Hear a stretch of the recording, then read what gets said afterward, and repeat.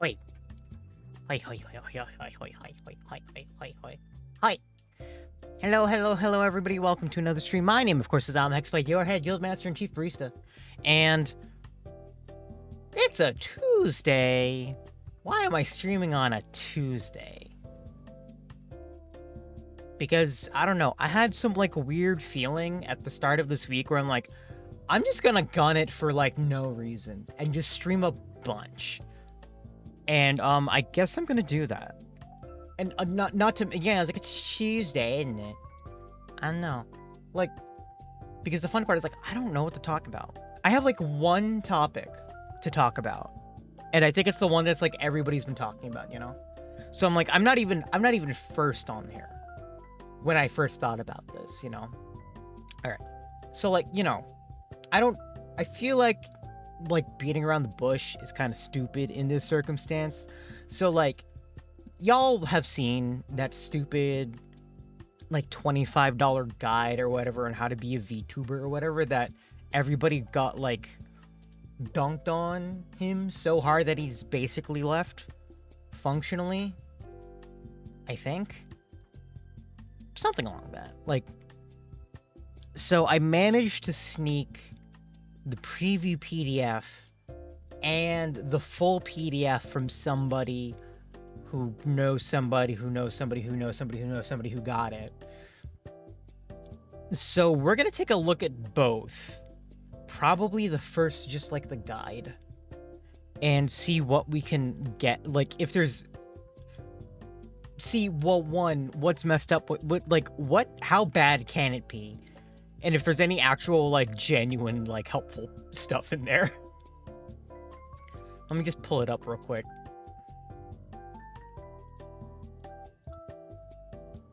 Because we got the preview, and then we got the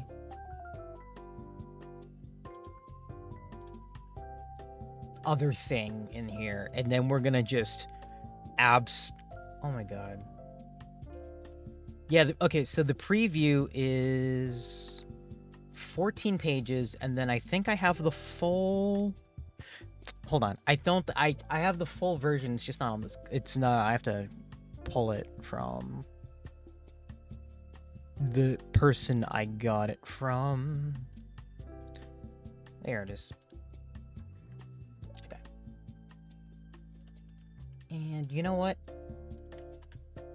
Let's head over. Let's get some music going because it's always quiet. And I hate it when it gets so quiet in here.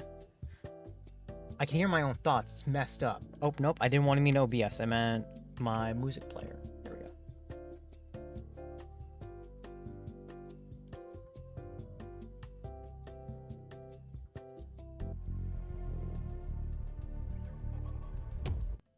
A little too exciting for music. Hold on. Ooh! This is good. There we go. Okay. So... Oh my god, I already hate looking at this. Here's the preview for it. It's 14 pages. I don't know how it's 14 pages. I just want to... I hate all of it so much. It was Chapter 1, how to get viewers. Chapter 1 will set you up for victory. Authenticity, niches, how to find your sub-niches. Why is this one thing? This should be one section to begin, this should be one section to begin with already, which is already, I'm calling that, a mark against it. Also, I'm trying to find where's the... Oh, enable markdown. I didn't even know we had that. That's neat. Social platforms and how to use them for maximum growth. I'm so curious about that last part. No, Gemini, go away.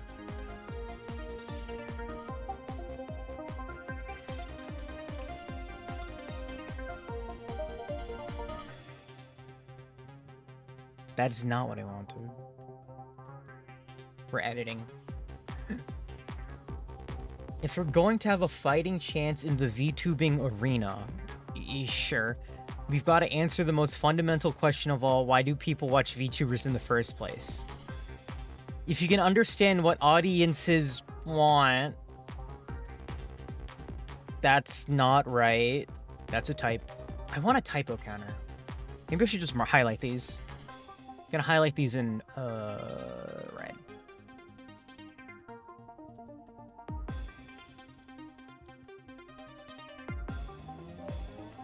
What audiences want, I call as a flag. You'll know exactly how to attract them and never have to worry about slow growth ever again. Never have to ever again. That's repetitive. You can get rid of those. I'm legitimately just writing, like, giving feedback on this as if I was like some kind of stinking, like some English teacher. I mean, it's my personal preference for in terms of like writing, right? But also at the same time, if you want to like write something good, you should probably proofread shit. You know, just saying. Let's break it down. A VTubers, that's supposed to be an apostrophe, so let's mark that with a red. Oop. I wonder if there's a highlighting. Is there a shortcut for highlighting in Google? I don't know. It's primarily long form, 2 or more hours or more each stream. That's not necessarily true. Let me see here.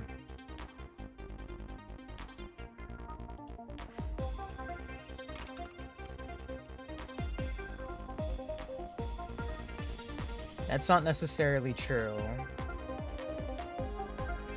Should delete this. Like, that's not necessarily true. The main appeal is streamer to audience interaction. The stream is not educational, informative, or sensational, parentheses, doing something crazy. I don't think you understand what sensational means here. The stream is not educational / informative. You've repeated yourself. Oops. So, okay, let me put it this way. The stream does not teach anybody anything, does not inform of anybody anything, and also is not exciting, because you've basically asked for the opposite of sensational, which is dull. Okay, mate? Therefore, comma... I feel like I'm editing my own, like, grade school paper, and I hate it. It's so... Hold on, I'm writing my corrections in red, screw this. Therefore, red and bold. Red and bold. The VTubers' reactions, interactions, and conversations are the selling point. This is a repeat, because an interaction includes a conversation, so you need to change that. The last part is crucial, so I'm going to highlight it. Oh my fucking god! Oh, what the fuck, dude? Do you think you're so... Why do you have a block quote of something you just fucking wrote? You aren't... It's not how that works. You aren't special. What the fuck? What is this? Also, yeah, unless your content is educational, informative, or sensational, your personality will be the #1 selling point of viewers. So you're saying that if you're these three... without the personality, people would watch you? Like, this does not even make sense, because this is also, like, being sensational is also, honestly, part of the personality thing for a streamer. Like, what does this mean? Like, the part about the content is actually, honestly, the stupidest bit that we've had here so far. Right? Because anything, your content literally can be anything. But, like, honestly, content that's educational, informative, or sensational is not gonna can keep followers, right? It's not gonna keep people. Just because the content is good and your personality sucks doesn't mean that people are gonna stick around. Although there are a lot of people who might contradict that, so yeah, makes me a little grumpy.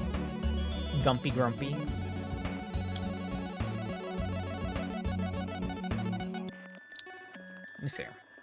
I'm sure you know just how true this is. You're really assuming something out of us, which is bad. We watch our Oshis because we love who they are as people. Who the fuck's we? You don't say we. You say we if you're assuming you're like, also, you're just people who want to watch VTubers, not be part of one? Their likes and dislikes, unique quirks, voices, humor, taste, and skills and hobbies are content. But their appeal isn't a particular type of content create. Then what the fuck is this for beginning part that you try to even try and say? Their appeal is that how that content amplifies the strength of their personality. So you have actually admitted that the content is... You've admitted that the type of content is actually important. Despite contradicting your main claim here that the streamer audience interaction is the most important part. I mean, the claim is also that if you talk to the chat enough, you'll become popular, which is...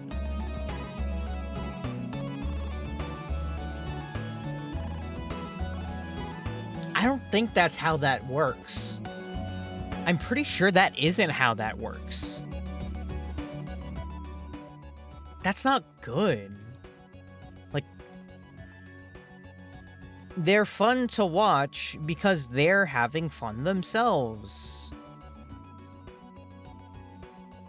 This is... You could have put this, like, I don't know...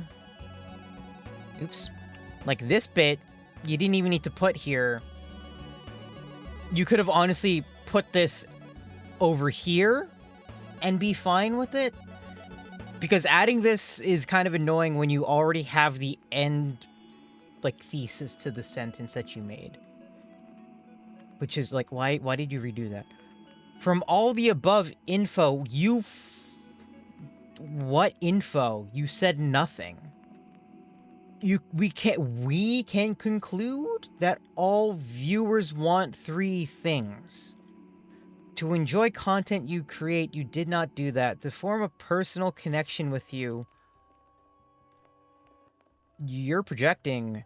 To be entertained by your personality... I mean, yeah. I'm, like, less against it and more like, it's like a really milquetoast view on it. I mean, not to mention that this is, this section has nothing to do, the word authenticity has not come up in this entire section until now. You've gone about, what? In your brain, about a page, and have only gotten to this part now, which is, I think, really just kind of lame. Like, it feels like it really does feel like this person, when they wrote it, was just rambling and then tried to bring it together, which is not great. Also, oh my god, did he put these page numbers here himself?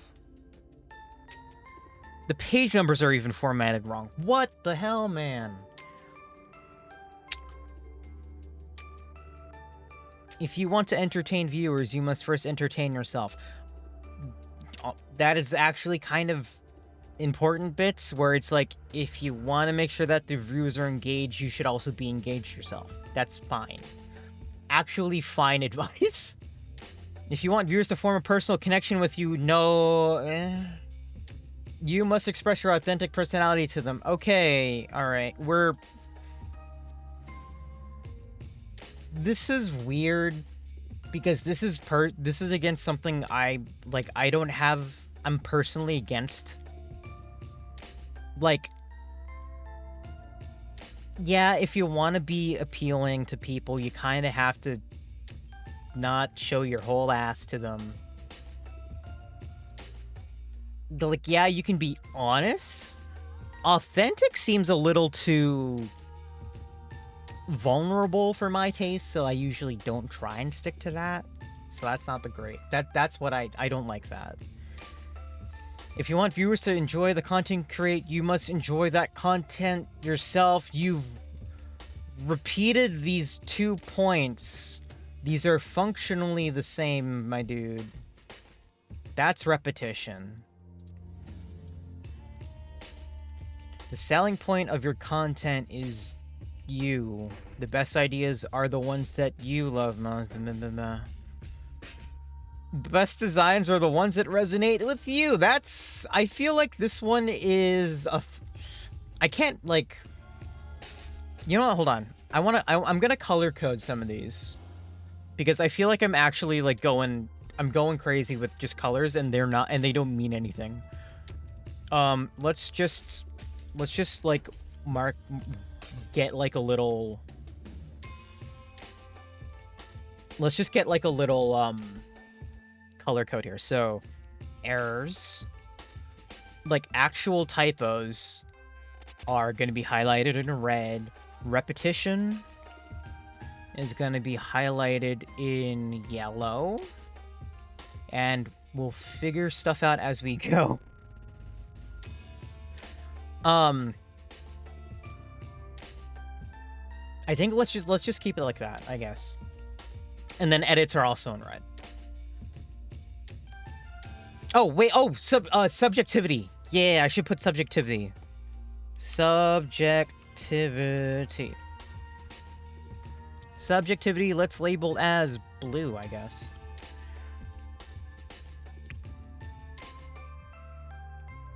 So, alright, so let's just go over again to our more hours per stream. Very subjective. Yeah, there we go.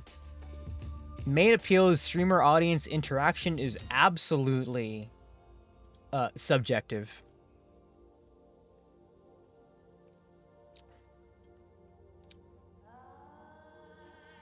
This, yeah, I'm actually gonna add another because I feel like I need this.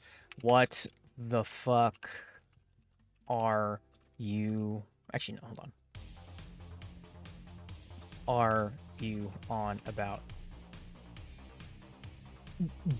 Very important one is just going, what the hell are you talking about?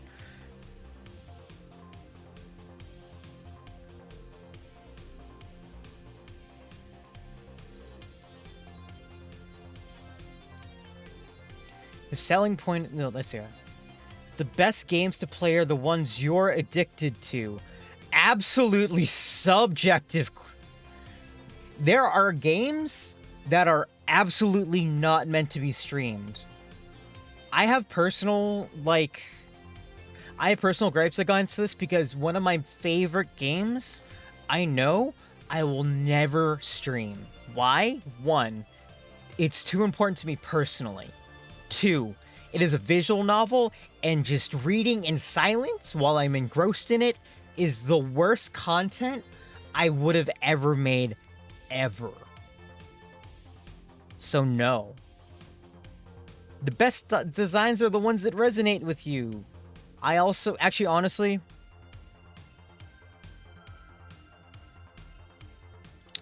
there's this, yeah, also subjective, because, I mean, I'm not gonna diss people's sense of style with their character designs.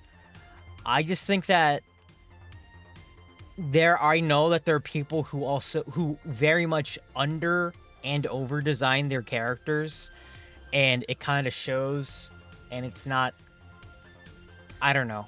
I don't like it as much. Do you see where this is going?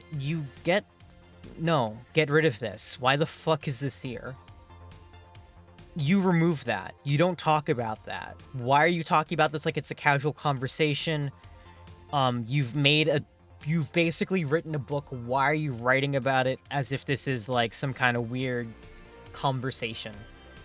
I mean, yes, conversational tone is important, but you don't do that in a document you're trying to use to guide people. That's supposed to be informational. This is actual fluff. We've seen fluff. Viewers in this industry don't just want content. They want content that is fused with personalities.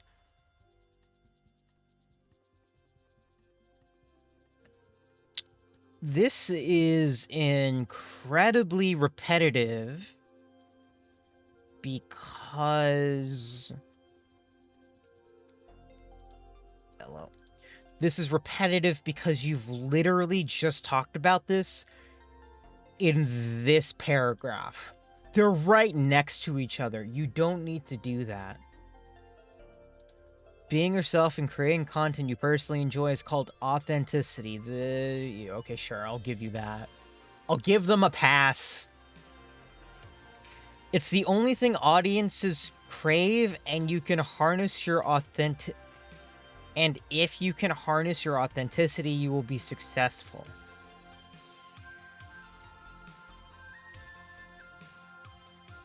I'm putting this one in subjective because you also need to know when the hell to control what you're doing.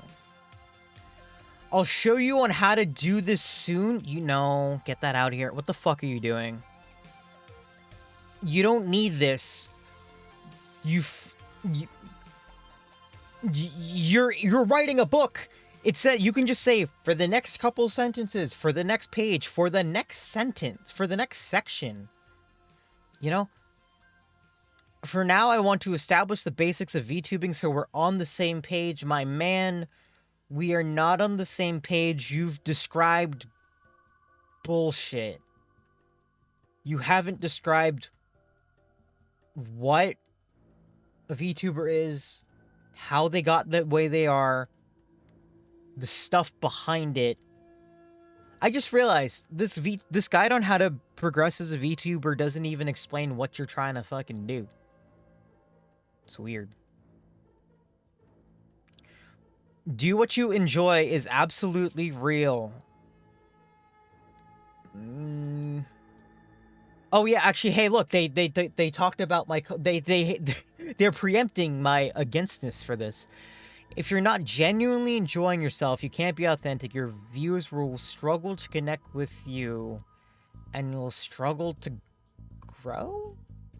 Okay. However, do what you enjoy, bro, gets a ton of backlash as awful advice. It's only awful in isolation because growth is a two-step process. Create a brand identity you personally like. That's a typo. This is also a typo. You fucking spaced it wrong. Use content positioning and optimizations to get clicks. Appeal to viewers, aka marketing. That's unnecessary.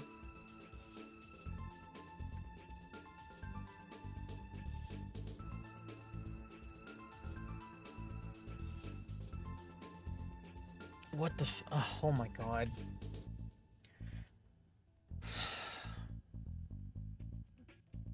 Just have fun or be yourself makes total sense to the pros because they understand marketing and strategy comes hand in hand with hold up.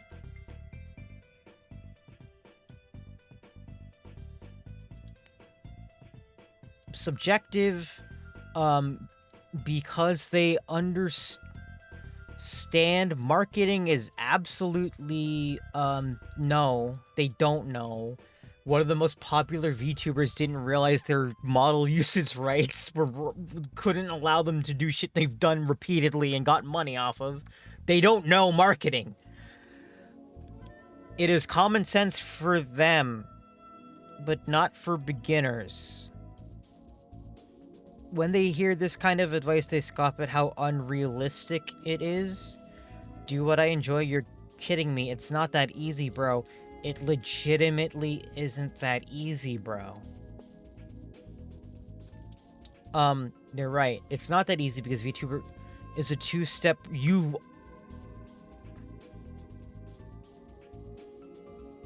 That's repetitive. One. Doing what you enjoy is step one. Marketing and strategy to get to viewership. What the hold up. No. I want to point this out. Okay, cool. VTuber growth is a two-step process. Growth is a two-step process. Create a brand identity you personally like. Down here. Marketing and strategy. Doing what you enjoy. That's not what you fucking wrote here, mate. Use marketing. Marketing and strategy. What the hell do you mean by strategy? What is strategy? Content strategy is the only thing I can think about.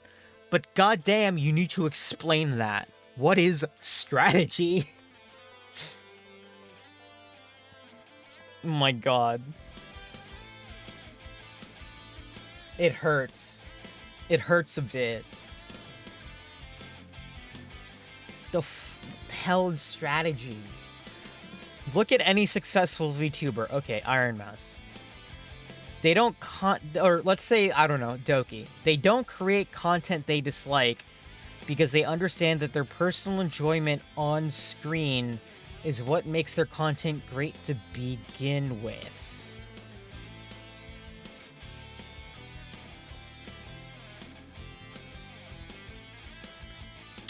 I'm just gonna find a clip that,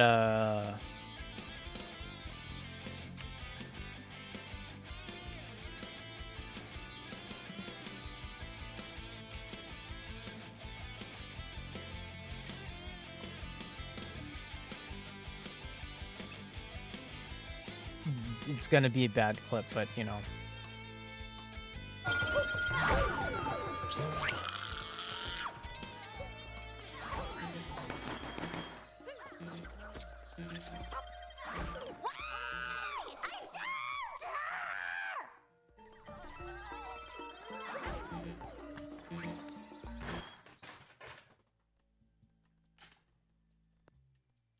They don't create content they dislike because they understand that their personal enjoyment on screen is what makes it great to begin with.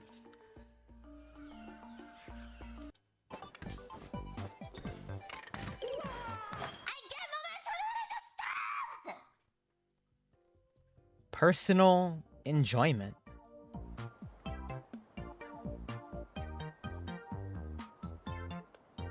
What is this man on, right?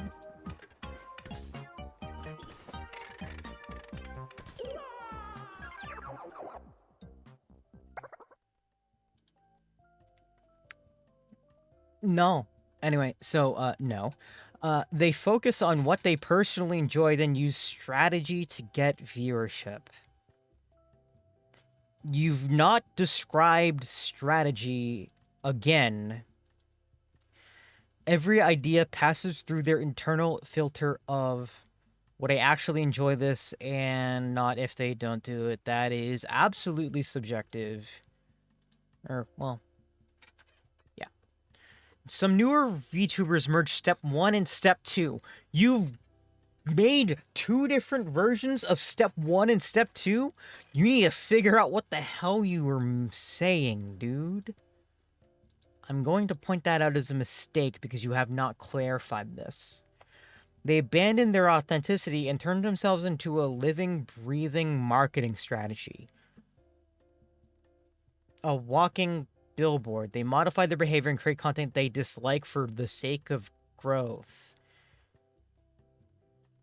It doesn't work so well for them in the end. What? You okay? Authenticity is the true expression of okay. You can still pitch up your voice or use a stream persona to retain your authenticity. I'm genuinely confused at this point. Oh, music, right? Music. You can still pitch up. Unfortunately, authenticity is commonly misinterpreted as being low energy or unscrewing your filter to be rude, brash, and considering inappropriate. Yeah. If you are filtered unhinged by nature, that's fine. You're just being yourself.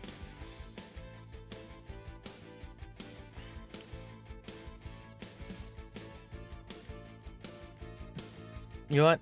Let's put it this way. Like, this, hey, look, a statement I agree with, which is probably the most bland, like, opinion you could have.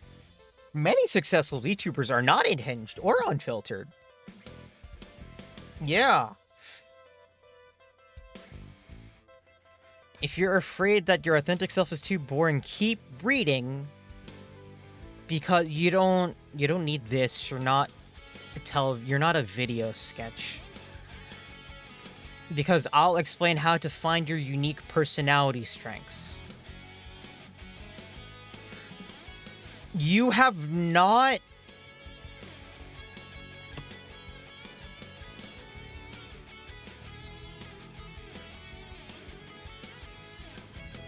In conclusion, a VTuber selling their authentic personality to be authentic, they must appeal to themselves and create content.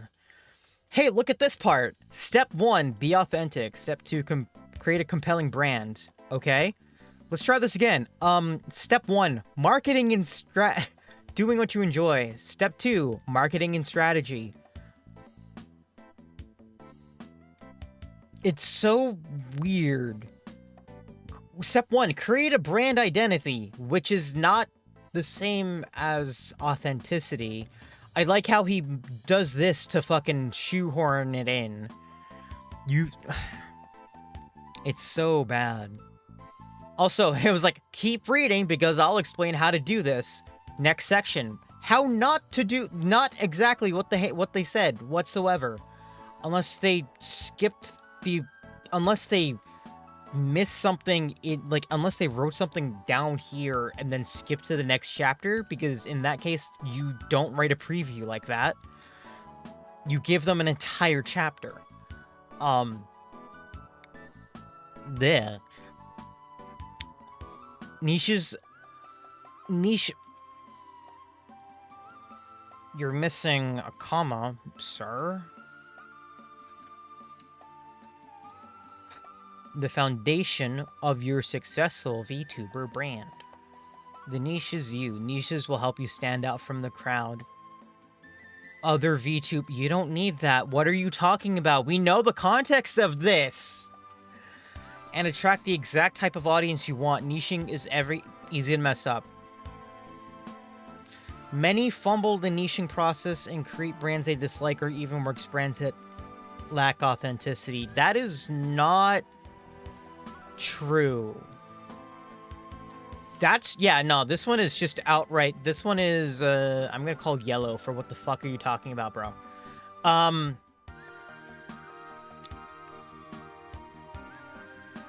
This is a what the fuck you're talking about, bro, because genuinely, your personal online brand is not necessarily something you can cultivate. It's just kind of something that happens if you interact authentically on the internet. I have two examples. I have two examples of why this is kind of BS.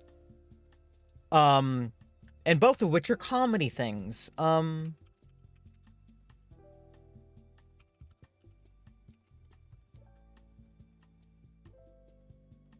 If I can find the right bit.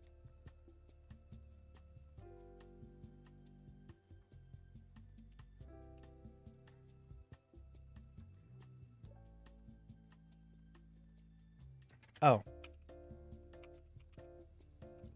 There we go. It's probably this one. Yeah, it's this one.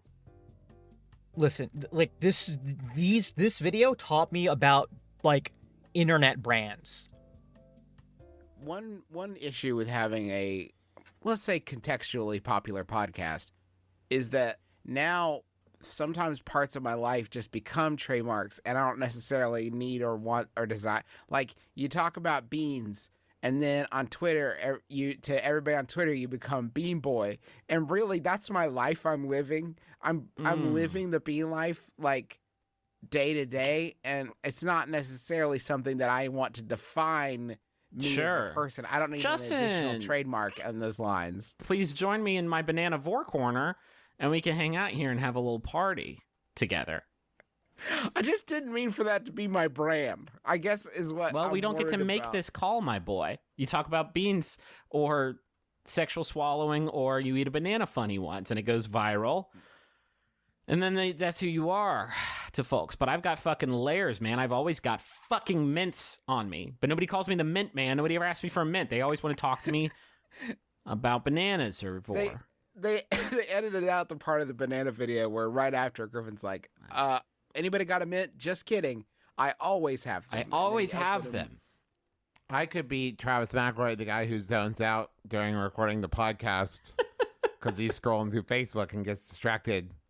A bit is genuinely something you don't make.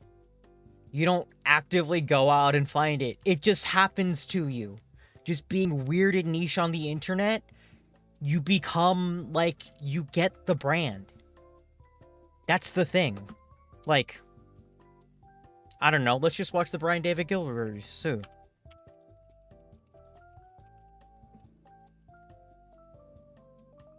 Like, it's... Throughout recorded history, philosophers like, let's combine the previous video and what we're gonna learn from this one, okay? Let's just combine the two. Am I a person, or am I a brand? Luckily, in our modern world, we no longer need to choose between these two sublime And this is an excuse for me to But take a full sip of my coordination of tea. your personhood and your branding can be challenging, and that's why I'm here, to help you turn your humanity into your hubrandity. Hello, I'm Hugh Brandity. Brandity. Welcome to my seminar entitled Building Your Online Brand.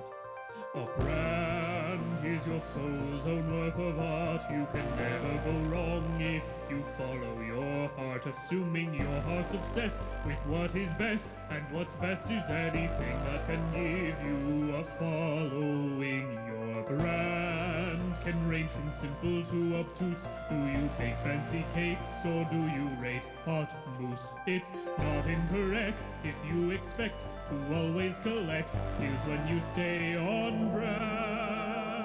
You see, a brand is much like a flower, in that it stinks and takes its own path. If you think you know how it will grow, then you've never tasted nature's wrath. Say you mention offhand that you enjoy ice cream sandwiches on a hot cruise. Expect some tweets about ice cream sandies every time they're in the news. People saying sandies on sale, I love sandies too. Listen, Sandies in the this mail, is Sandies related, you. There was okay? escaping from the ice cream sandwich tin everywhere I go. When did it begin? This pain that I know seems it has been shaping from the simplest of things. Didn't give a second thought, and the repercussions came too soon. And that's why you must contemplate building a brand by musing in a brand cocoon. Let your brandity brand cocoon slowly accrete, because you're all of This is the dumbest thing, but it's relevant. I promise. I'll explain myself. I think it already does kind of explain itself. At its premiere, so get ready. You'll soon be so much more. Let's hope your branded existence is not one you abhor. Open your eyes and arise. Make a stand and reveal your brand.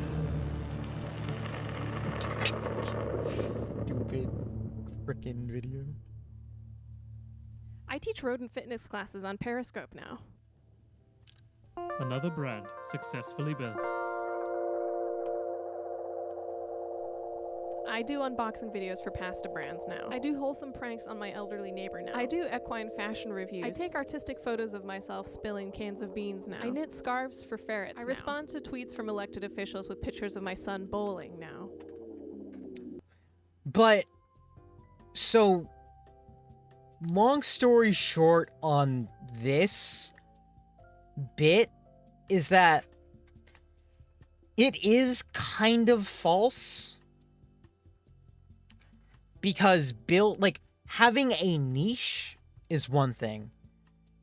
But having your niche collide with what your online brand is basically two separate things, you know? And your goal is to try and have both of them align. right? Here we go. This section of the guide will set you up for success. You put that in the first part of the sentence. I'll show you how to find your niche, your unique strengths as a creator, and eliminate your... How do you... Hold up. What the fuck are you talking about? How do you do this if this is a guide to beginner's guide to growing as a VTuber?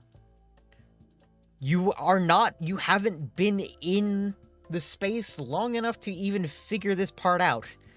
And eliminate your competition in the process. Is this man talking about, like, executing other VTubers? What's going on? Also, this is, unnecessary. It's absolutely unnecessary. It's actually very mean-spirited. Because, like, the way to grow, like, how to set yourself up for success. Find a niche and eliminate your competition. So actively sabotaging your competition. These sends tend to be scammy enough when they're coming from within the community.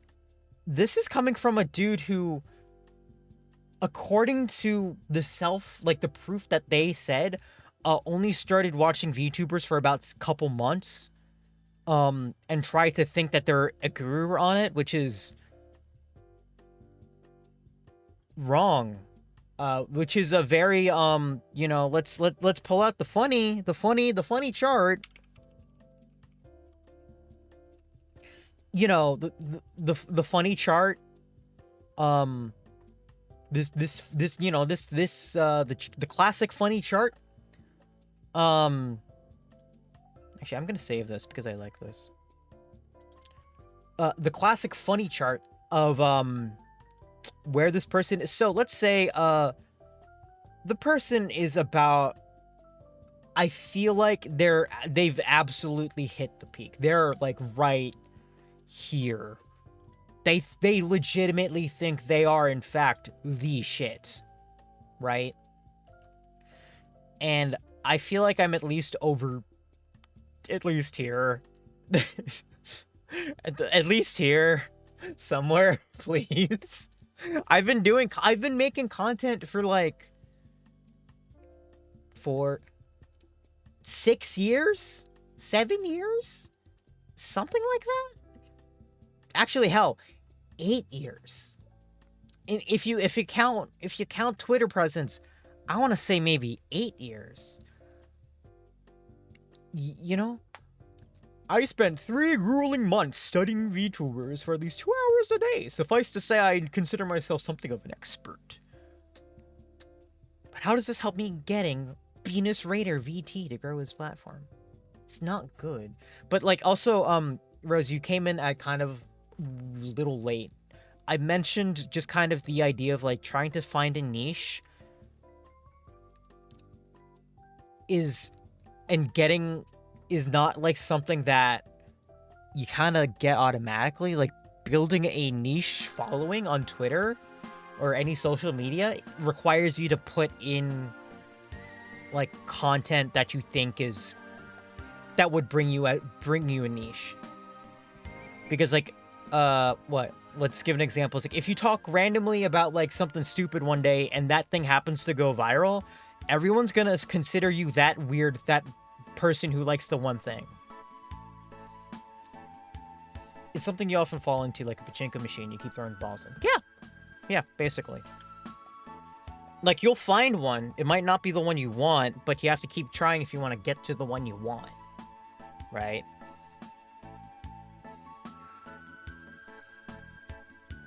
Here, let's find a weird bit. First and foremost, what does it mean to fit a niche? Fitting a niche is when your content, product, or service appeals. Why are you saying this in a vague way when we have context? Is Monkey Island music? I feel like it would be. I would like that. For example, if you were to set up a brand within the hair supplement market, you could fit a ton of niches like skin supplements. What are you... I'll be real. What the fuck are you talking about, mate? Oh, also, I forgot to mention, I currently am color coding all of these with my personal opinions. currently is we got errors in red, repetition in yellow, subjectivity when they say subjectivity in blue, and what the fuck are you on about in orange. So I kind of we as you can see, we're getting pretty colorful right now, and we're gonna keep going. These are all examples of niches in the supermarket. That's I'm gonna catch the VOD. Looks like a Rose. See you later, Rose. Later. What is the point of niching? Well, it's not a waste. Why are you saying that? That's not necessary. Fitting a niche will do 3 things. Reduce competition by creating a unique brand identity. 2, oh my god, why is your formatting ass? I'm marking that. Set a consistent brand identity so your audience knows what to Actually, scratch this. All of this is the same sentence 2 times. All of these are the same thing. You've wrote the same thing 3 times and called it 3 different points. What in the hell? Despite how much VTuber growth, discourse is dominated by niching. Everyone you ask seems to have a different definition of what niching as means and how it works.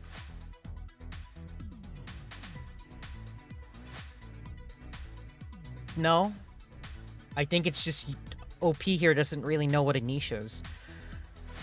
Understand this formula and it'll allow you to create a unique brand and certified banger content. That is not how that one works.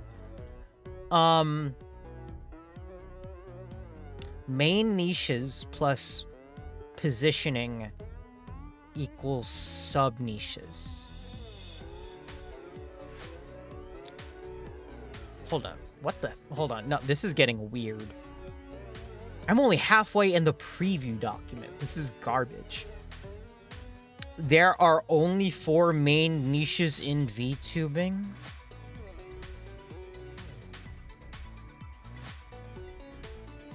You could have written this differently to be more objective. Yeah. You could have written this to be more objective, but I don't know why you wrote it like that. Every VTuber fits all 4 in their own unique way, and so will you.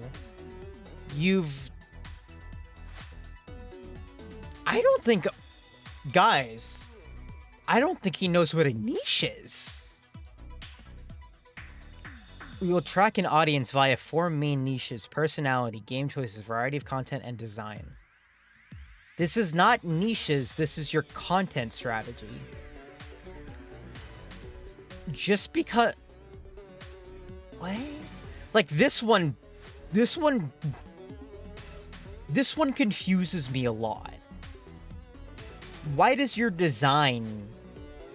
Oh, yeah. I was gonna ask myself, what does your design have to do with gaining an audience?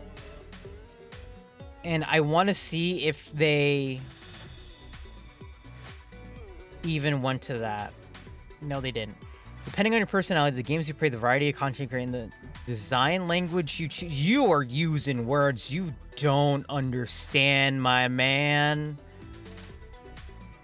You will attract an audience that enjoys all 4. Your 4 main niches contain... What are you talking about? You absolutely... He's like making up new things in marketing.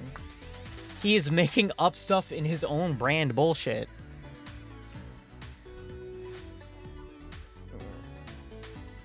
He also doesn't know how to make diagrams, so what he's doing instead is block texting and making big headers for this for stuff. If you ever hear people yapping up brand each other, they're talking about your 4 main niches. They have a better understanding of what brand identity is than what you're saying. Oh my god, I really don't think this guy actually understands what a niche is or brand identity. brand identity is basically when people think of you, what do they think about you? Like, what's their opinion of you? What's the first thing that comes to your mind when they think of you? That is a brand identity. Oh wait, we're skipping ahead because it's a preview. Almost posted the Okay, so this is true. You are in fact actually cutting chapters and making this a very hard read. Marketing platform's 80-20 rule. Let me that every marketer swears by. 80% of your results are attributed to. Hold on, let's do something fun. Copy. Paste.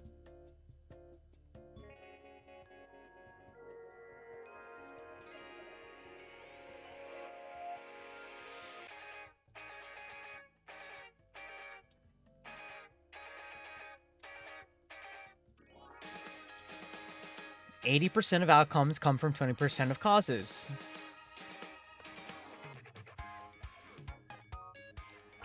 I don't think this is what this is.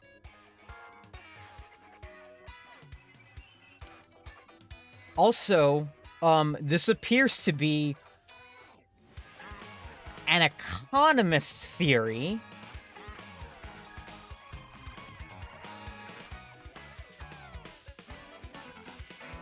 Yeah.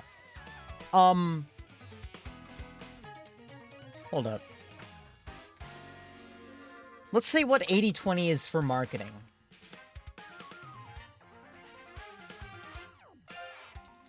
Huh. 80% of your results are a product of 20% of reactions. Okay, that makes more sense. I'm just really surprised that this is meant to be... Okay, so here's what's annoying me, just a little bit, just personally, is that when you say marketer, this rule is an economic rule and not a marketing rule. You gotta be at least specific. Also, isn't that crazy? You don't need interjections like that. If you figure out what that 20% is in your industry, we know what industry you're in. You're a VTuber. And focus all your efforts on it. You can attribute a whopping 80% of your success to it. Am I reading this wrong? Actually, what the fuck are you... I feel like I'm reading this sentence wrong because what he's saying and what this rule says is absolutely not true. Okay, let me just do this again. Hold on, because I feel like it's either I'm misunderstanding it or they're misunderstanding it.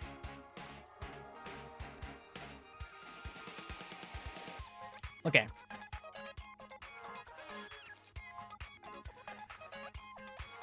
This is from fucking HubSpot. Very reputable.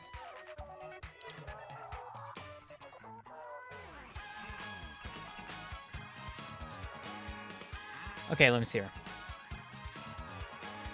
In business, for instance, this means 80% of your profits come from 20% of your sales. So if it would help if you focus your energy on those clients who make up 20% of your highest sales. Okay, so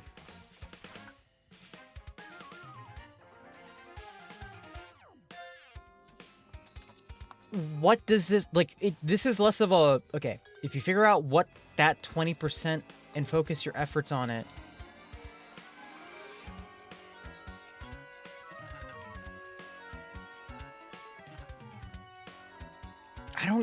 I can't tell if he's applying this right because it doesn't sound like it is. Like in advertising, 80% of your sales come from your sales message. That being the effectiveness of your headline, body copy, and CTA. Everything else you invest is simply optimization.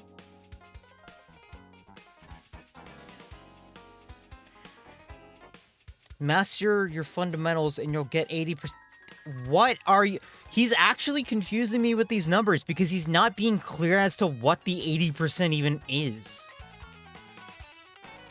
So what is your 20% work? The stuff that truly... No, this is actually wrong. Oh my god. Oh my god. How is he wrong? How is he this wrong? Okay, let me put it in a way that I can understand to see how he's doing this weird. Right? It's not that... I don't know what... Like, what is... he doesn't even explain what the hell 80% of the way... 80% of the way of, like... What? You know? Like... Okay. So, it's... I feel like they're interpreting this, like, so wrong. It's... Okay. Let's try this. 80% of your progress in a thing is based on 20% of your work. So, of the total work that you do, 100%, 20% of it affects your success significantly in comparison to the remainder of your work, which brings you to the rest of that, to do the rest of that progress, is my understanding. So what you're trying to say is, if you focus on the thing that gives you the most progress, but you still gotta do the rest. You focus on that 20% of the things you do. It's not that you do only 20% work. Because if you do that, you're gonna only get 80% of the progress that you deserve. Also, if you really slim this down, you're really missing out on a lot of other stuff.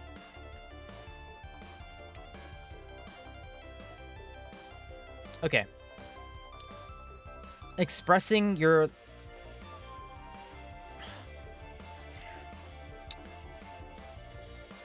How do you work on doing this first bit? Effectively using the platforms available so you can get eyes on your content. Actually, genuinely fine thing to say. Pro on-stream performance skills. You've actually repeated yourself. That is an extension of the first sentence. Everything you else invest in is busy work, micro optimization to squeeze every last drop of growth of your content. I'm pretty sure he's actually read this wrong. You're supposed to also do the extra 80 fucking % work. Many smaller VTubers focus too much attention on these micro optimizations because they don't really know where the big numbers come from.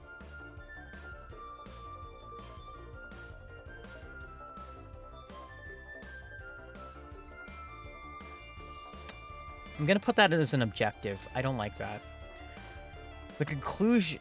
This confusion is largely due to the fact that we actually can't test the performance of aspect of VTuber's brand, like how much new art improve viewership, we don't know. It's not like there's a study, but also you need clarification. All you can do is learn from other industries and deeply understand your own, then form an educated conclusion as to what number goes to flowing and doesn't. This guide will clear up the confusion. That's absolutely wrong. You've made me more confused. What is VTuber marketing?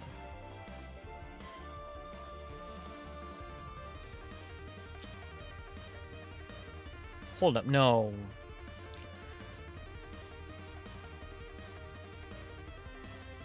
Some will consider every aspect of... I don't, and that's just me, so therefore I'm not going to teach you about it. That's... No. Creating content you enjoy having fun with. It's not What? I'm pretty sure this second sentence contradicts what you've said in the beginning. Coming up with great ideas is a mentality.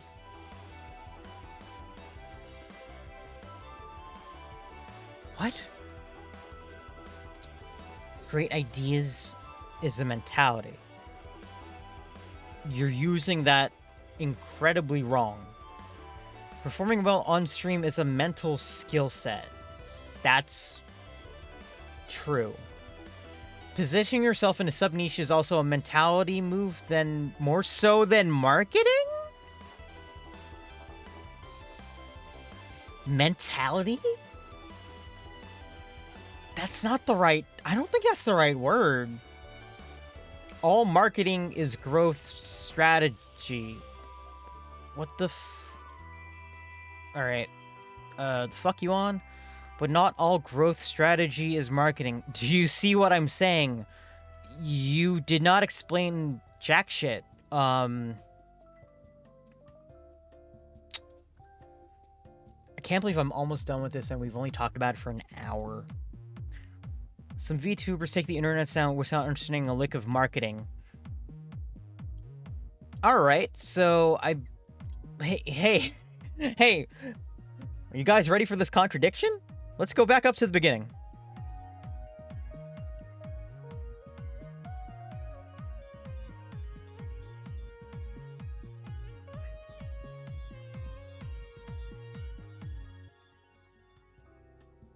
I swear I read something that literally contradicts what they just said. And it's like bothering me.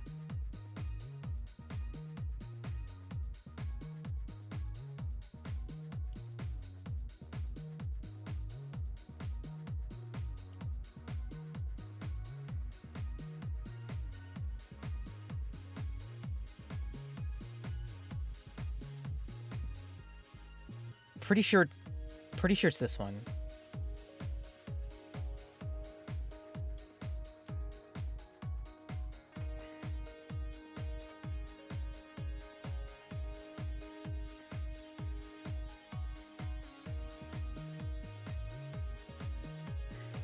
Because everything else is just like absolutely a mess. Actually, wait.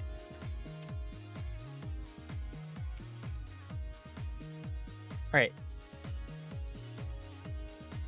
VTubers take the internet sound bite without understanding a lick of marketing. Let's go back up.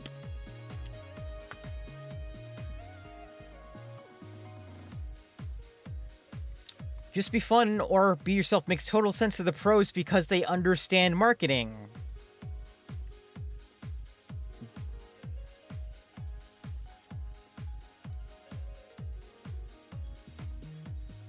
Some VTubers take the internet by storm, but without understanding a lick of marketing. And they're not saying that this is an exception. They're just saying this as well, which I'm pretty sure just means that this is a contradiction. They unintentionally win because their approach to content creation is correct from the get-go. They care what they personally enjoy, have fun, and use the platforms available to them. This is not what you said beforehand. This actually doesn't specify the tenets that they're doing. Also, you don't have examples. Please give examples. Where's marketing come in? Marketing is how you package or position your content to attract new viewers. You can do this via understanding social media platform, what is content positioning? He has said this beforehand and has not explained it. I won't beat around the bush. You're currently beating around the bush by actually just talking, or by wording it. By doing that. You have 5 growth vehicles on Twitch. Categories, raids, collabs. This is fine.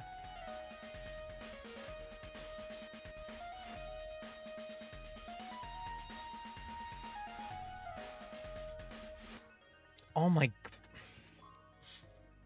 See, a growth vehicle is like a bus. You have tens of thousands of potential viewers scattered across the internet, and they need to take a quick bus ride to Twitch account. There are 5 different routes that they can take. These are 5 growth vehicles. He made this metaphor up. Yeah, okay. Here. This bit is annoying me. It's like, he made this metaphor up, but I also feel like he doesn't know that another word, another definition of vehicle is a method to do things. My man, I think you need to study English.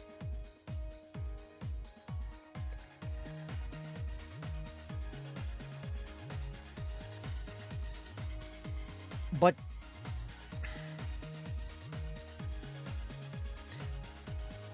actually, you know what?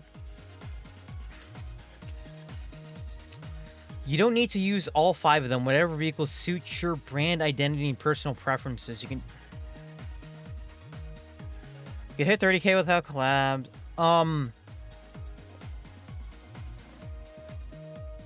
But you'll need to compensate by other vehicles like categories and raids. You did not need to redo that's repetitive. You don't need to use all 5 of them. That's fine. Use whichever vehicle suits your brand identity and personal preferences is actually kind of wrong, honestly. You need to do some of these. Like, you can't just not stream in a category. You can't just not tag your... I mean, you can. It's not gonna be helpful, but you know? What the fuck is this?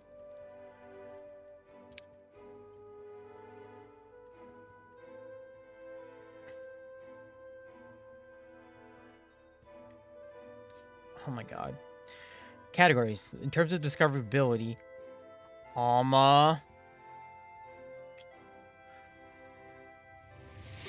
Macho, my man! Yo! Welcome, everybody. Take a seat. We're reading the most garbage content known to man.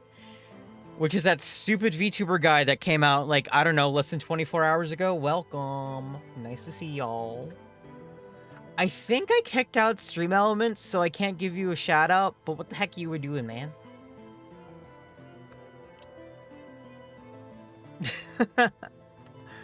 Oh, my voice is like getting sore. But we were just kind of reading this jabroni content. And I'm almost done about the preview, which is 14 quote unquote pages long. Wrapped. Oh, played some Space Marine. Yo, nice. Space Marine. We're reading something that somebody who has a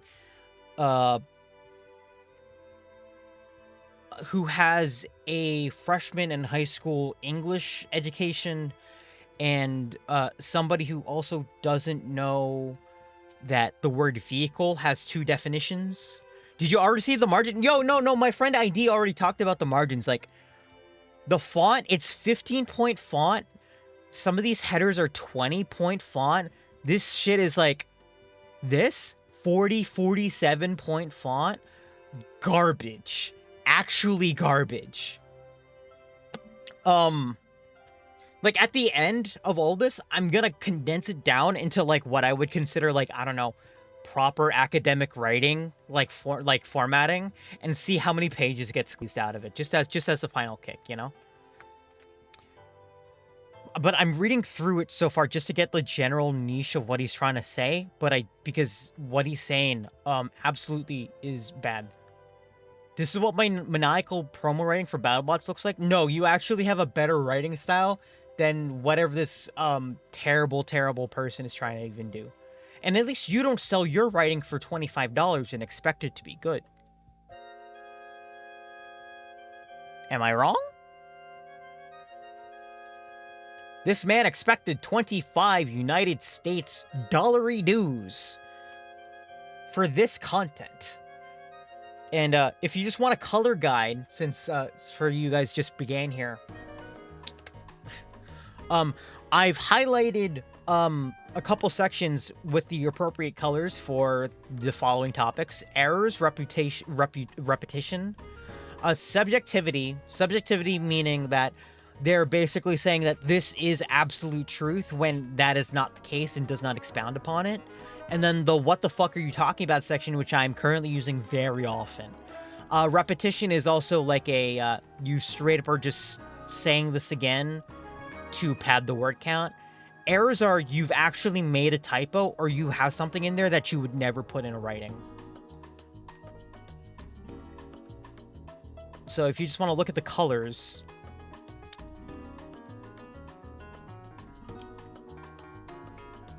we're getting there, man. We're getting there. I've been highlighting this shit out. Also, this person has the wildest way of making a preview I've ever seen for a book. Is posting half of chapter 1 and then posting half of chapter 2, half of chapter 3, half of chapter 4.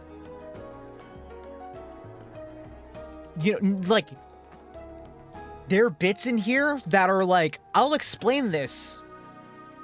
Yeah, there we go. It was like, I'll explain this on the next, like, in the rest of this section. Cut to the next chapter. I'm like, you did not explain jack shit, my man. It is actually it's infuriating. Like, as somebody who's read actual, like, academic papers for important shit and who has a college degree and wrote essays on just anything, this is actually below high school level work. Like, this is a draft. This is not anything I would even be confident in publishing ever. This is a thing to get your ideas down and then you edit it 5 times over. This guy decided to vomit on a page and sell it for $25. And guess what? Man made off with about $1,000. He sold like 40 copies. I mean, yeah, it's 40 copies, but like, and yeah, it was people mainly making fun of it, rightfully so, but also like, dude got money off his work instead of just getting laughed off the face of the planet.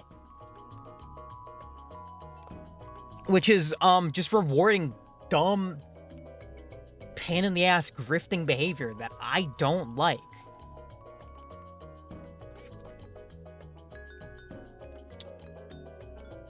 Alright, here we go.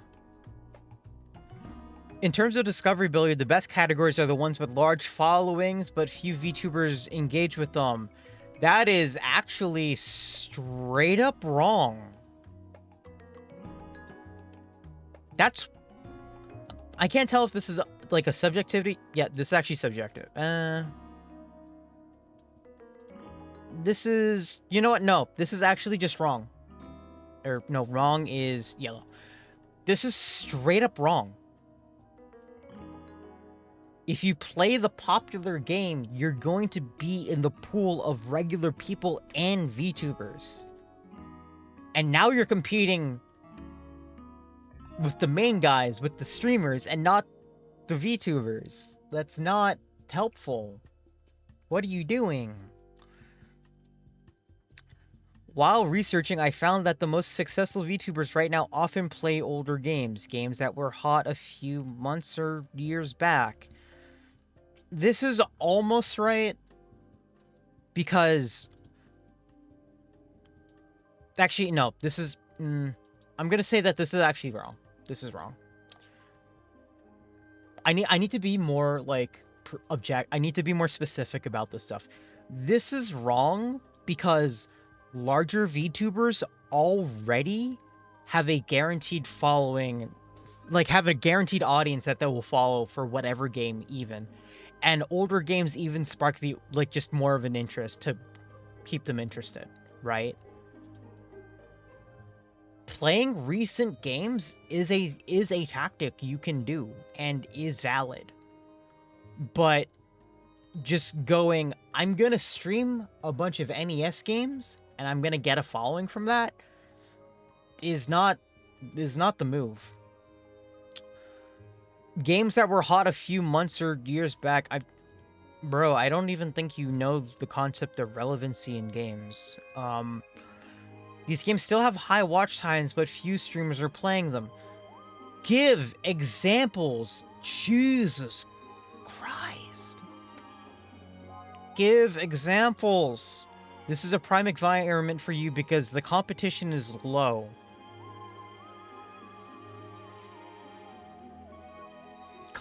Competition is low because visibility is low. Doesn't count. If your on-stream performance skills are good enough, you can mop the floor. You did not give an example, and I don't even think that's covered in anything, so that goes into what are you talking about? Your competition will stand against the... You don't need that. That's actually unnecessary. You've already said that. You solely known to research these games. What the hell? No. More detail. Give more detail. You can input your average view count and Selena will calculate your estimated position to get a category. Extremely useful. That is not useful. Find a game that has ideally less than 50 average channels streaming in the last 14 days. Some VTubers used to compete in categories. Those are 10 average channels. Remember that 10 is just the average. It's not the total number set of stream. What are you talking about? This min-maxing right now doesn't make sense. If too many people are streaming a category, you'll get buried alive. He understands it. He understands it. So what's with that if you are what are you... It's in with like iShot. In terms of discoverability, the best categories are the ones with large followings but few VTubers engaging. Same advice in the same section. Find a game that ideally has less than 50 average channels streaming in the last 4 games. The best categories are the ones that are popular. Find the game that is actively not popular and stream it. What?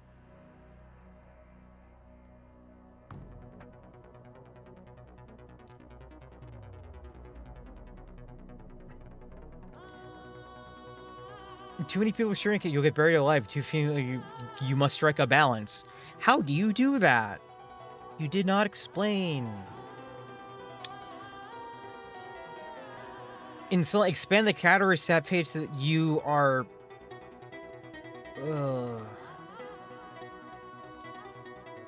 I'll be real. This would have been helpful with a visual. And also, Twitch has an inbuilt guide, so I don't, this is... I don't know what to edit, what to put this as. Is like, you need more information. What counts as you need more information? I'm gonna say what the fuck you're talking about, because you needed more information on here in a guide, especially if you wanted to make this a visual guide to actually figure out what the hell's going on. The audience of that category will have no other choice but to watch you.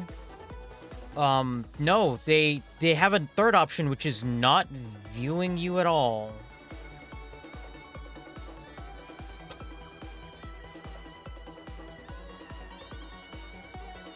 I'd recommend researching what your peers are playing or have played a few months ago. But you've said that you should be doing stuff that's unique to you. You're contradicting yourself again.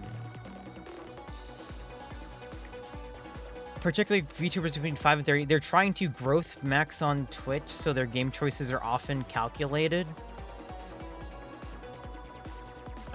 Also, don't use that in something you're selling to people. Now, does it really make a difference? No. Then why did you put this entire fucking section here and not have this first? At the end of the day, your personal enjoyment was okay. You also get... Why did you put down this entire above section? doesn't fucking apply. What?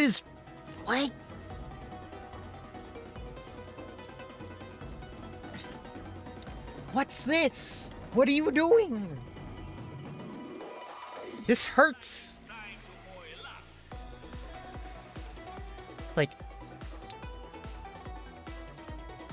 Like what? It's like, should you do this? No. But also just how you should do this entire section. You don't know. You put that in the beginning. You put this in the beginning to give yourself a disclaimer. Putting this at the end basically negates everything I just read. It makes it feel absolutely worthless, which is, I mean, let's be real, what this entire paper is.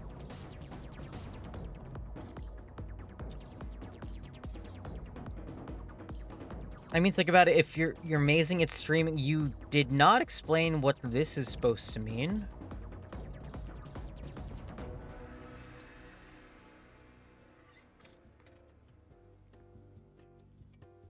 Just to say something because my notifs are on fire. He's only noticing that now because people retweeted and everyone's laughing at him. I'm not a pro writer, we know. My guide is scuffed around the edges. All right, hold up. I want to say something about this sentence because it's actually kind of a thing I have a small gripe against the VTuber community for this bit. Scuff means that something happens during the production that you have to fly by with. It is a technical difficulty that you improv through. If something is bad, if something is like, oh, this is rough work, you don't call that scuff. You call that a work in progress or a draft. Showing something you made half-assed and called it scuffed means that... Okay, let's go back really quickly. Okay, let's think about the definition of the word scuffed, right? Scuff means a minor scrape, right? A minor scrape, a minor smudge on a thing that is most likely perfectly fine otherwise. You scuffed your shoes does not mean that you entirely trashed your shoes. It means you made a small mark on it that might be an imperfection on otherwise a perfectly fine shoe. You don't call something that scuff. You don't call something scuff when it is low quality to begin with. You call something scuffed if you put energy into it, but there's certain problems. There is like a problem that might be noticeable, but does not retract from the quality of the overall. There are more people qualified than I am to make a guide, but they haven't. All right, hold up, mate. Let's go on a fucking ride real quick. YouTube. Let's just do it. VTuber.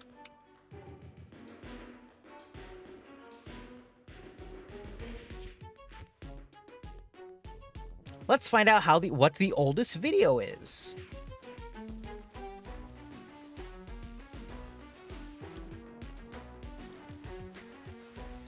Oh, hey, Venny. Hey, Venny. How do you do that so fast? You're amazing. I can't order it by the other way. Unfortunate. Okay, let's just do it by relevance. All right, let's see here. People have not... Let's just remember the phrase in here. There are people more qualified than I am to make a guide, but they haven't.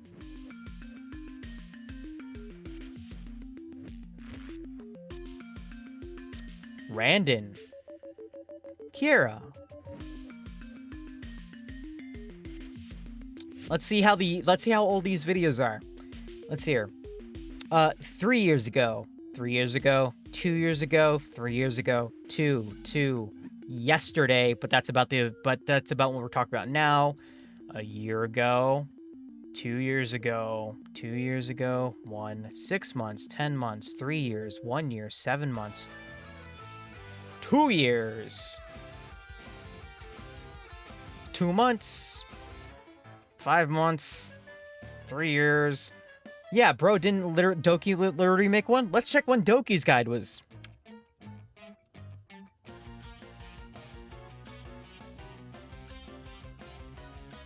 Five months ago.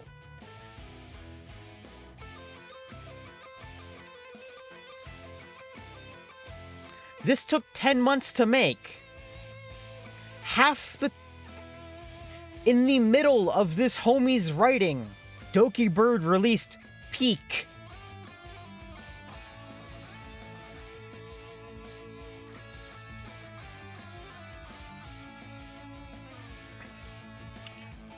I figured a guy would help new players, so I give my absolute best shot. Bro, it's not good. No, I'm not trying to grift or scam. So as of the time of writing this, or talking about this, he's made about $1,000 and has taken it off his Ko-fi, so it's probably cutting and running. So, yeah, I was like, okay, fuck you, I guess. I took 10 months to make. I generally wanted to create something valuable. Did I? Who knows? All right, so let's answer these questions appropriately. I genuinely wanted to create something valuable. Did I? Not directly, because the funny bit about this whole thing is that when he posted that tweet, let me bring up like homie's Twitter. Hold on. Or it's probably easier if I get my own. Hold on. Because I probably talked about this today and yesterday.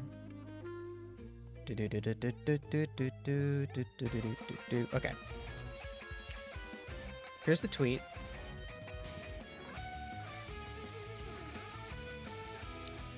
Man got first off ratioed hard, but also in a weird positive,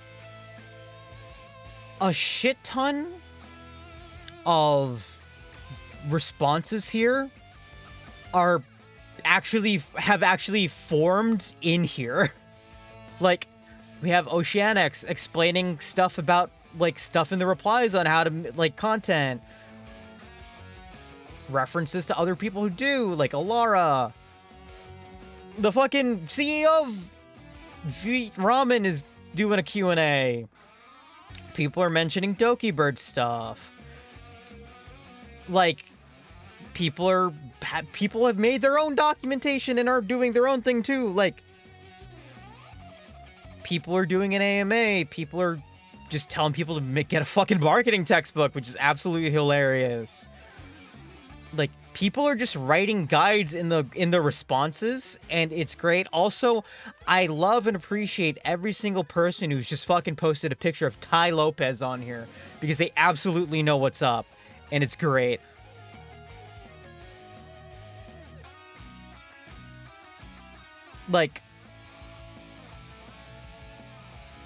And also, the key phrase, just here in my garage.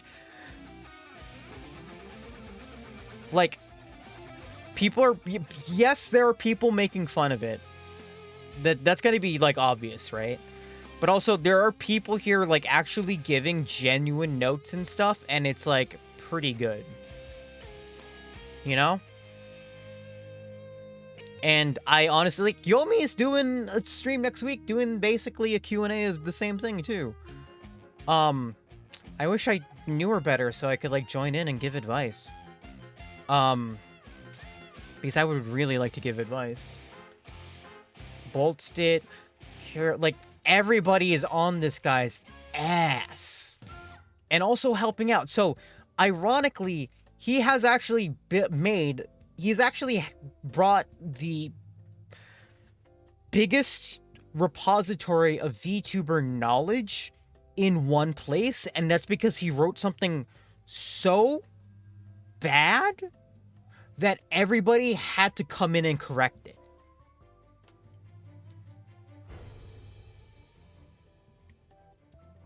Imagine being so bad at what you tried to do that everybody else saw it and decided to make the world functionally a better place. Like, I would, if I was them, I would never show my face on the internet ever again. And thankfully, I mean, they have like, what, 50 followers? So it's all cool. So they should probably not. Hope you learned something valuable in these pages. I absolutely did not. I had 6 followers when I published this book. How many followers does Homie have now?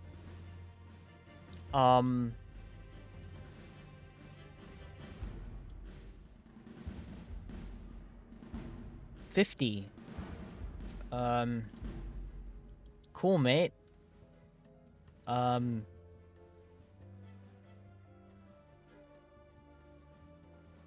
Yeah. Also, like, the most interesting thing is that his, like, content is so bland that, like, no one has responded to it. Common advice. Just no interaction.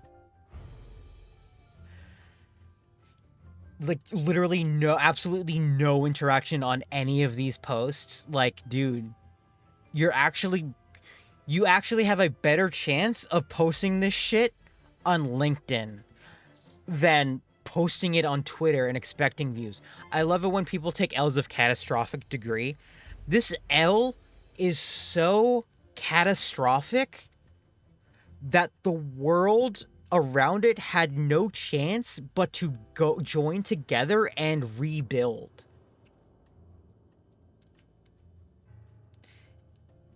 It's like, this man is like the false prophet of information, and we counteracted it by building the Library of Alexandria while pissing on his grave.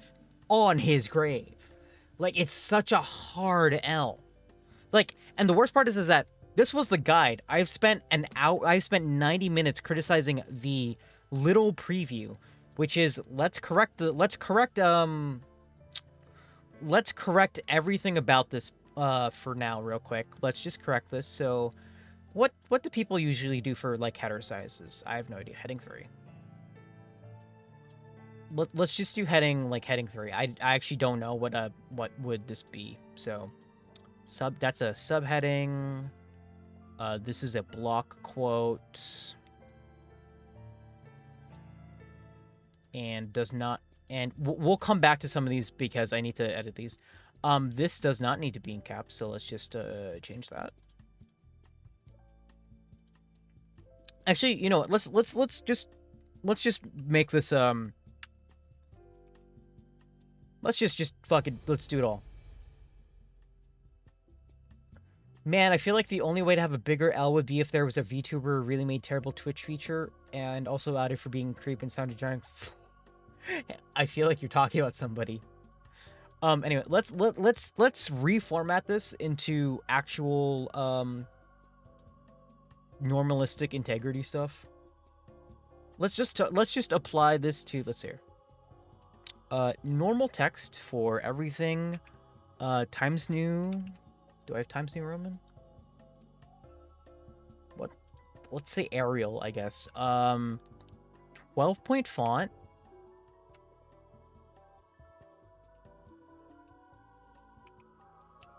Let's change spacing to single spaced.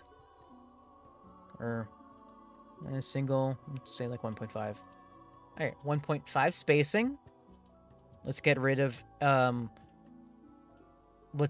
any extra and unnecessary spacing like this.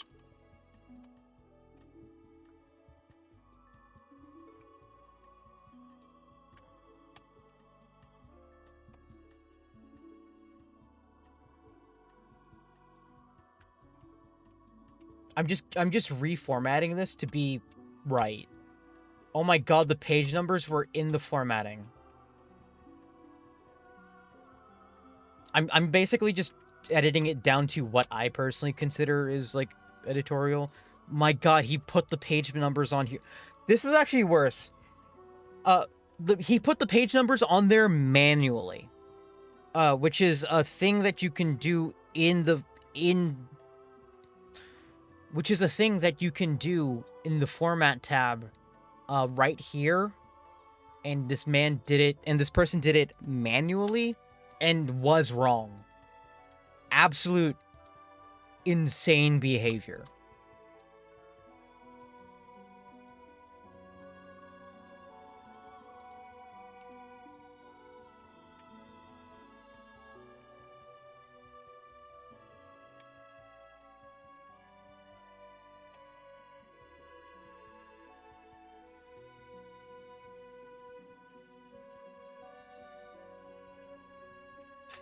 You should send the revised copy to the first 40 people who retweet from him. I'll be real, like, there are a lot of people who know a lot more than me and have more experience and have, you know, honestly, more followers than me. Let's be real. Let's just be honest. There are people here who are much more successful than me, who are actively writing those guides out for them, and I don't want to throw my hat in there, metaphorically speaking, because I know that there's better resources to get it from than me. It's called knowing how much you know, and, you know, conceding to somebody who knows more, instead of writing this book, posting it on Twitter and selling it for $25. You know, not like I'm talking about anybody in particular. This man put the page numbers, you know, okay. I would be aware, just be cute dig. I feel like the guy's already off the internet entirely. I don't need to dig more into him because he's already dead, you know? Like, I'm doing this for my own sake because I thought it was just funny. And also, like, you know, the level of, there's a guy who's wrong on the internet just really got to me. And I needed to talk about it, or at least, like, let my feelings out. Like, I'm not even, like, editing the main content. I'm just doing, like, what I perceive as, like, editorialization. Because I know that, one, I feel like, because of the audacity of this dude, trying to rewrite what he has here is an exercise in futility, because how he has everything written here is so wrong that I would rather be more comfortable just by scrapping the entire thing. Like, his opinions are so wrong that I wouldn't feel comfortable trying to argue his point. I can't argue his point because it's so bad.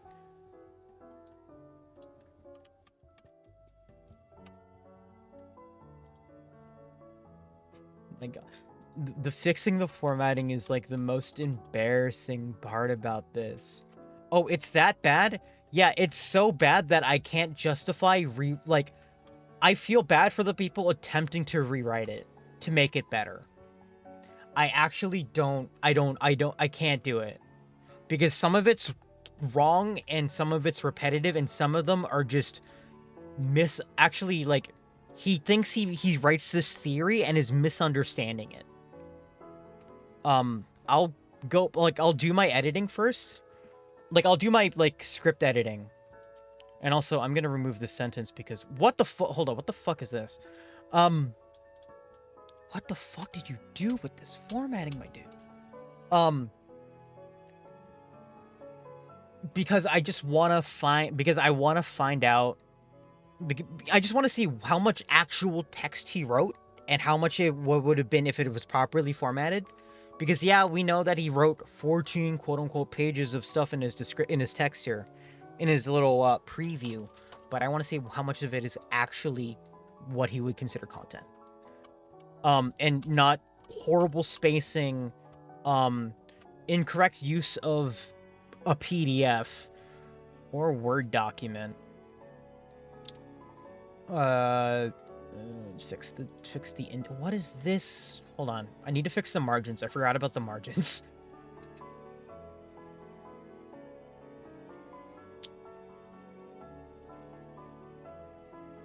Does anyone know how to fix margins on...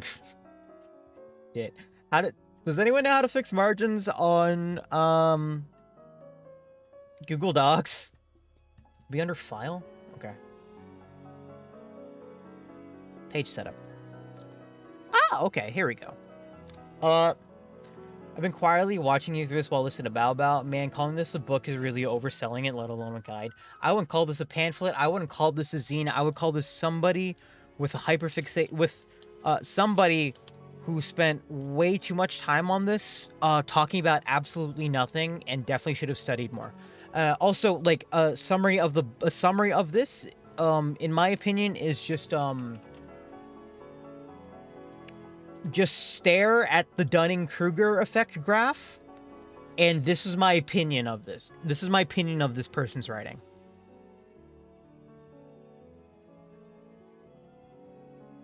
That's it. This explains the entire thing. It's crazy.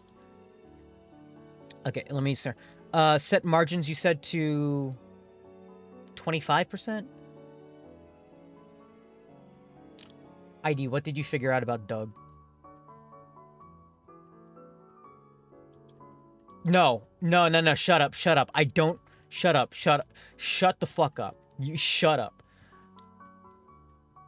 He's not five-brained enough. This man doesn't know that there's a second definition of the word vehicle. It is not good.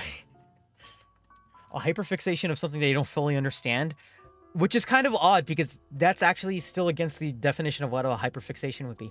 Okay, so let me fix the margins. So should it be... Okay, so should it be... Is it, quarter-inch margins throughout the entire paper? I forgot how to do this. Quarter-inch margins... I'm just, like, making up paper standard. I'm just, like, making up stuff. Apply to the whole document. And, let's just add pages back again.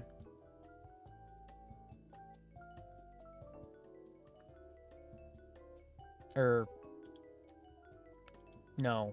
Switch to pages format. Man, it's been forever. I just don't... Oops. Someone remind me how to see the frickin' line breaks for printing. I'm going to... Show print layout. There we go. Print layout.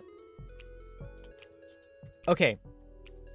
Now that I actually have the print layout, I'm going to properly, like, format this. Just to see how much content he actually had.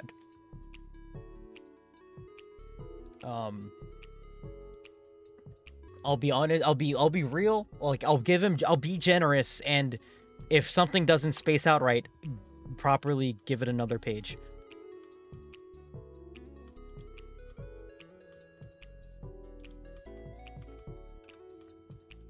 I also don't know what this huge gap is. Like, I don't know what that is.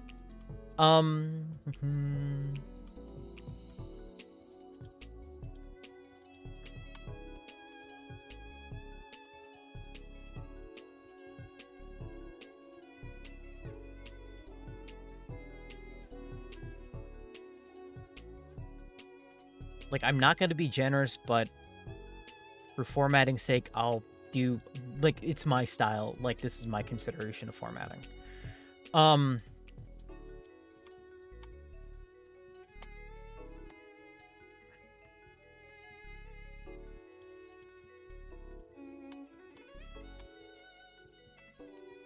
can't believe he put the page numbers on here.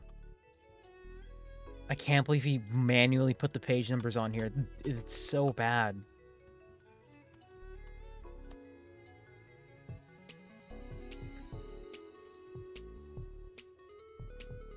I'll give him hot tip in a block quote.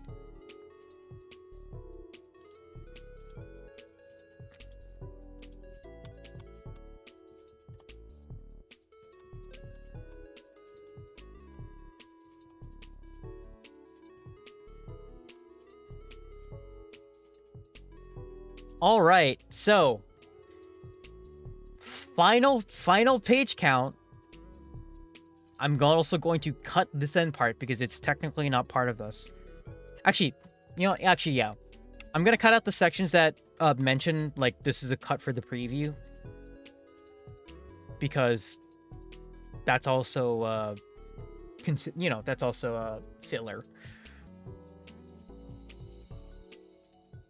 Because I don't think it happened a lot, but I know it did happen at some points when they like cut this up. Okay. Final word count. 2,000 pages. Or 2,000 words. Fuck. 2,000 words. Six pages of 12-point Arial 0.25 margins. Regular academic paper, size and shape.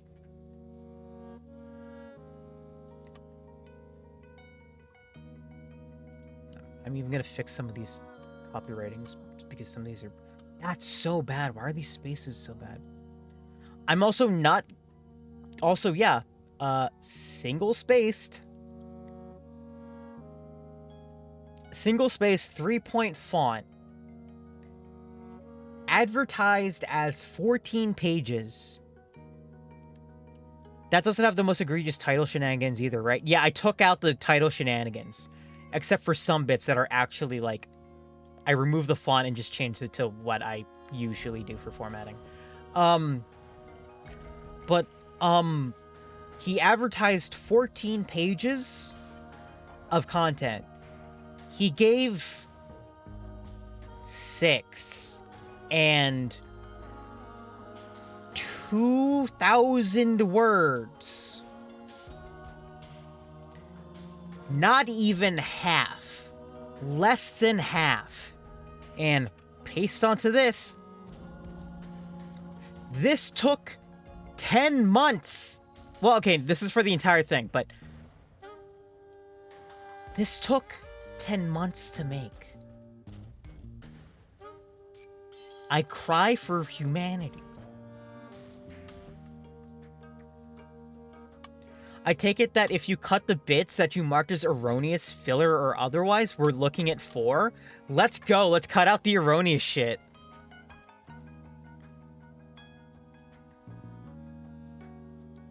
Oh, also weird formatting. What the fuck did he do with this formatting? I didn't even do this. He did this. What?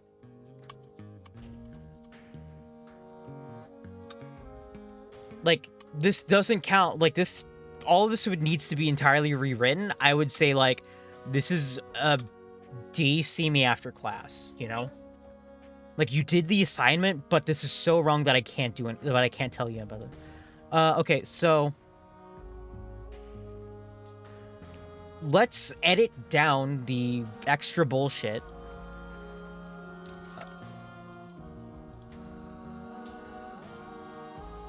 Let's just edit down the agree extra stuff. So everything in yellow was either something I already talked about.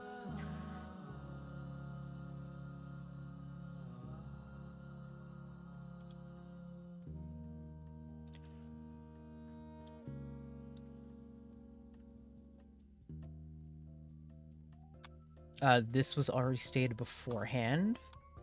I'm also going to fix the formatting a little bit too.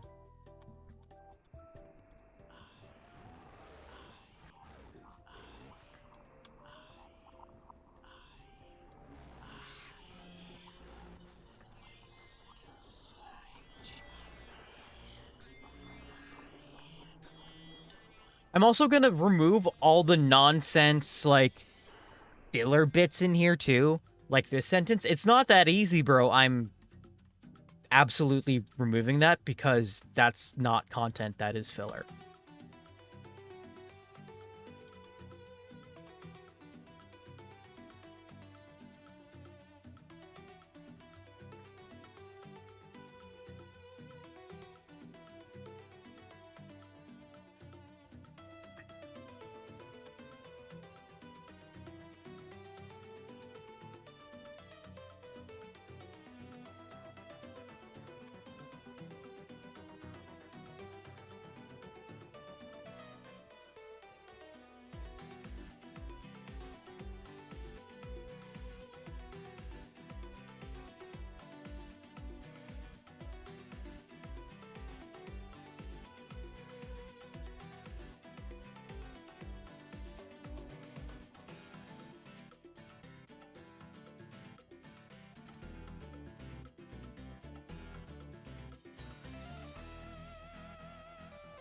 Thankfully, I already did this beforehand because I talked about what's bullshit. So.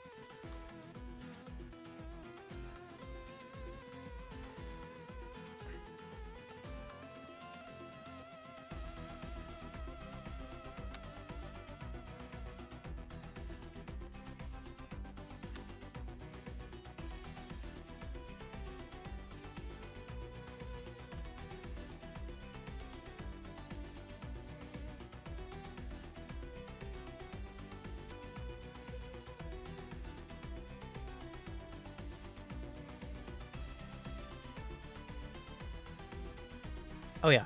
Do you see what I'm saying? Absolute filler. Absolute filler.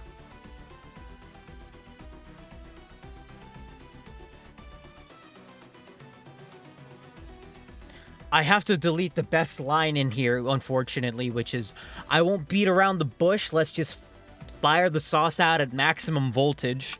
That's going away. Sorry. Oh, this formatting is wrong. This is actually written so bad that I can't actually, like, I so can't do it.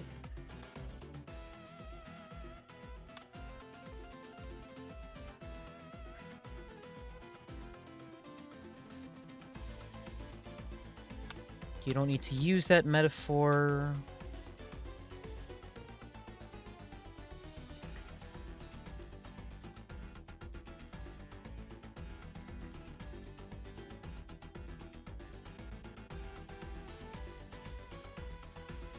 You don't need to explain that bit.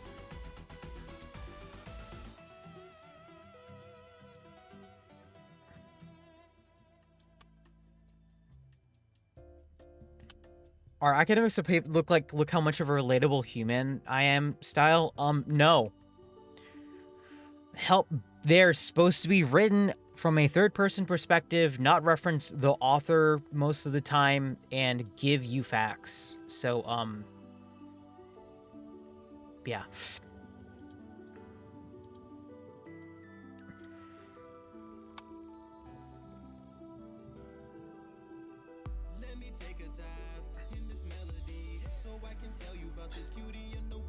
Rap. Okay.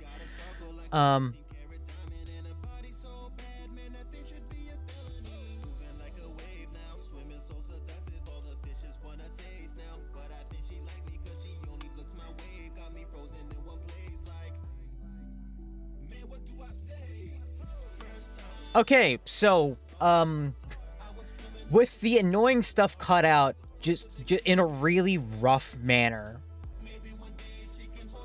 Actually, I wonder if I can... No, I already edited that. My bad. Okay, so with some of it edited out to at least get rid of the extra nonsense that shouldn't be in here, we are now down to about just over 5 pages of content. I have reduced the amount of pages by 60% just by removing stuff that shouldn't be there, repetitive sentences, and changing the formatting to be not hot garbage. What in the world were they thinking? Again, this is one of those, like, God, absolute, I respect anybody who's even making an attempt to rewrite this into something that they can use and share with people. But if I were the one who was going to do that, I would read through the first chapter, realize it's unsalvageable, and throw the entire thing out and start from scratch. Not only some of the... It's not that just the writing isn't in here as bad, but the concept that they're trying to teach as well are also bad. Why? Because the person who wrote it is not a VTuber and watched VTubing for about 10 months to try and understand the metagame as to how it works. They have no actual experience, so they're just throwing theories out and saying that they're the guru or whatever.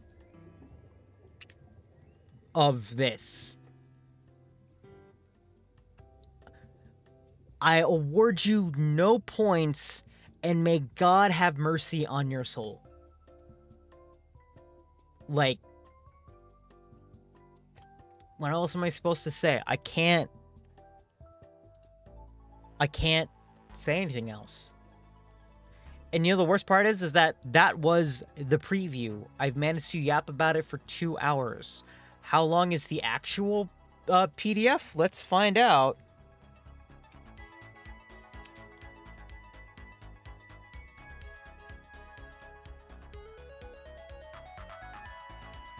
You know what? Let's just do the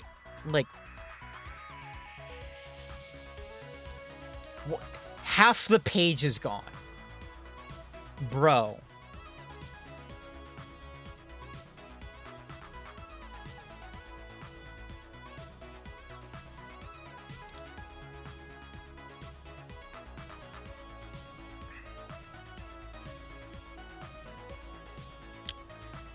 Let's see what just has this do. Let's just see what it just says.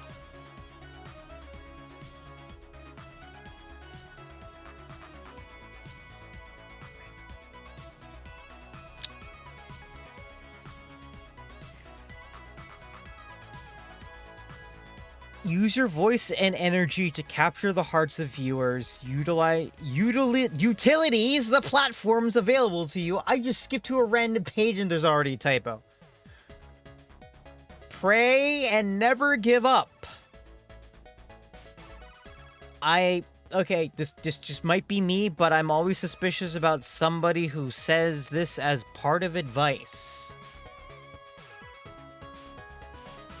That's just my opinion. P.S. If there's demand, good one. He already figured that out part right. I'll create a second edition. I'm especially interested in covering lore and screenwriting. Dude, you aren't even a writer either.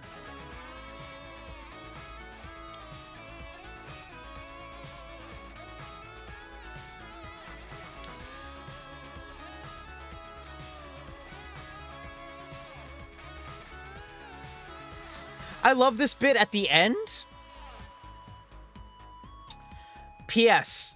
I'm trying to understand VTubers better. Writes an entire page.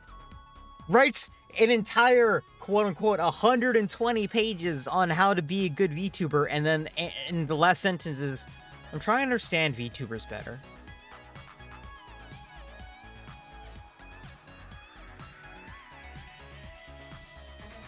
Like, what? Like, on one hand, it feels genuine. On the other hand, it is just this bit of the Dunning-Kruger, like, chart.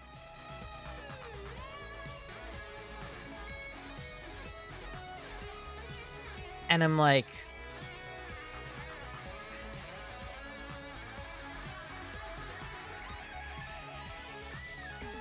Actually, I'm really curious, because I noticed I skipped ahead to the end of the page and found that word authenticity. Let's just find out what's going on. Let's just find out. God help me. 44 times. That is about one appearance every 3 pages.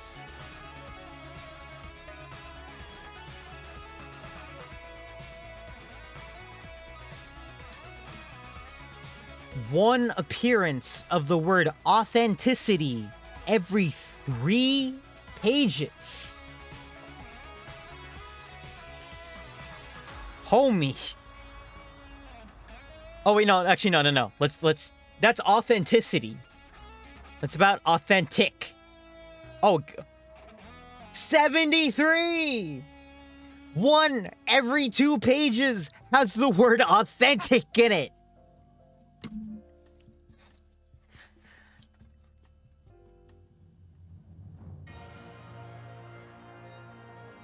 My man, instead of writing a book, you should have bought a thesaurus. Like, it's...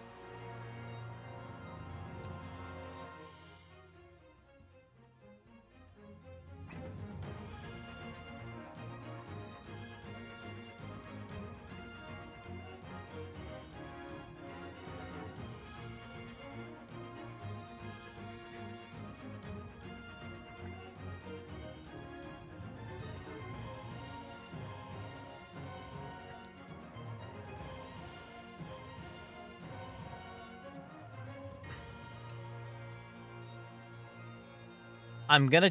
Hold up. Is this a word? Oh, that is a word. Authentically writing a word he doesn't know about 70 times. It's absolutely crazy. Oh my god. How to feel comfortable on stream is about a page. It's gonna take a lot more than that. He really shouldn't have put PS because he destroyed it, yeah.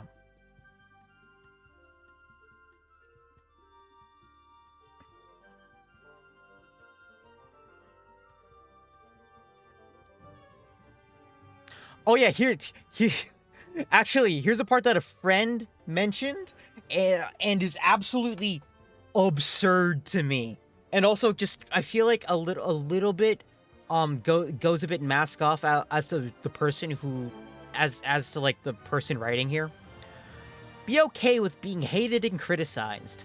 No matter who you are or what you will do, you will be hated and criticized online.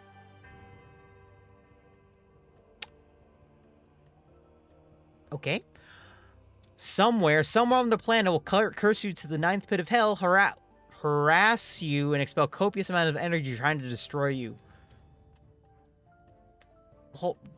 You know? You could still be a sweetheart and still experience vicious hatred online.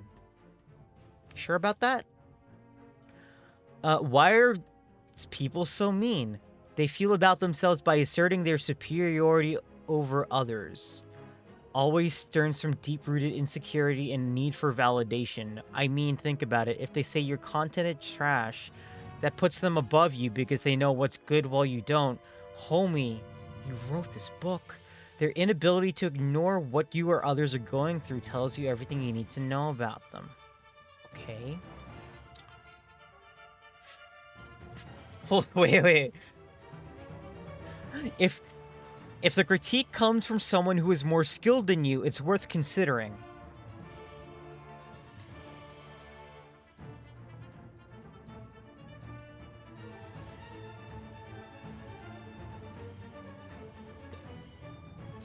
If they say your content is trash, that puts them above you because they know what's good while you don't.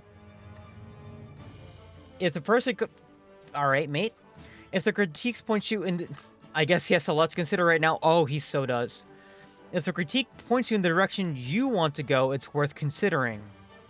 There will be random no-name people on the internet with more insight and wisdom than established professionals. Alright, that's a take. Okay. Alright, that is not the right way to put that. That is not the right way to put this, my man.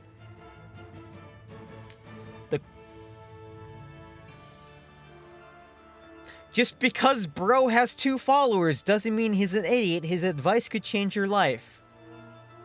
Just because bro has 50 followers doesn't mean he's an idiot. His advice could change your life.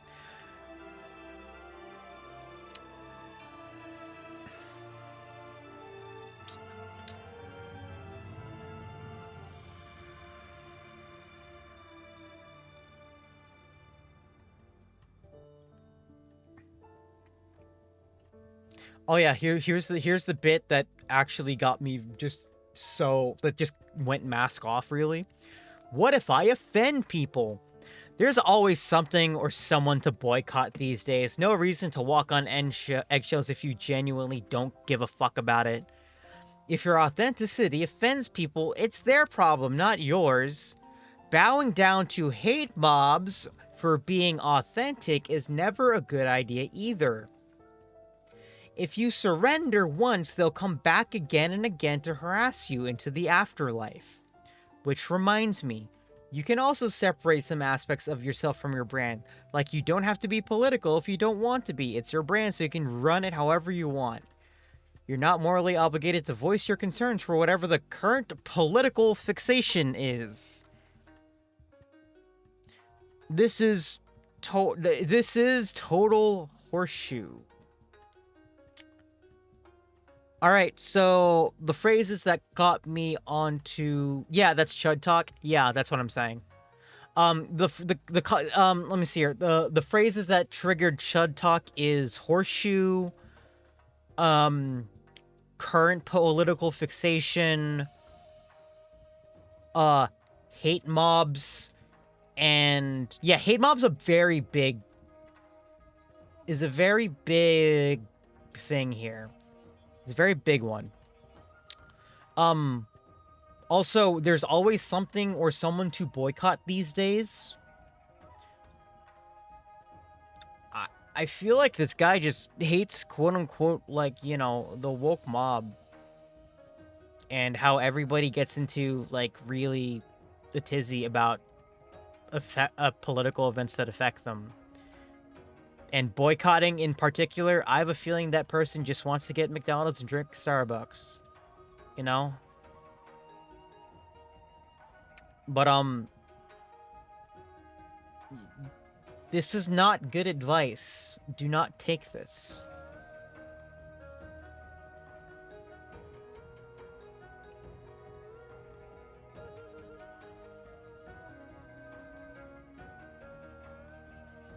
Damn those kids and their passions. Jeez.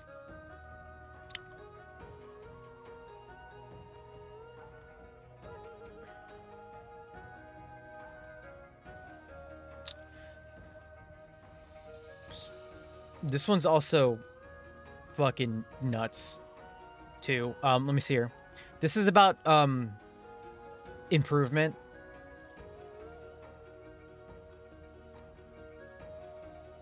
Recognize you're bad, understand why, realize how to fix it, and win.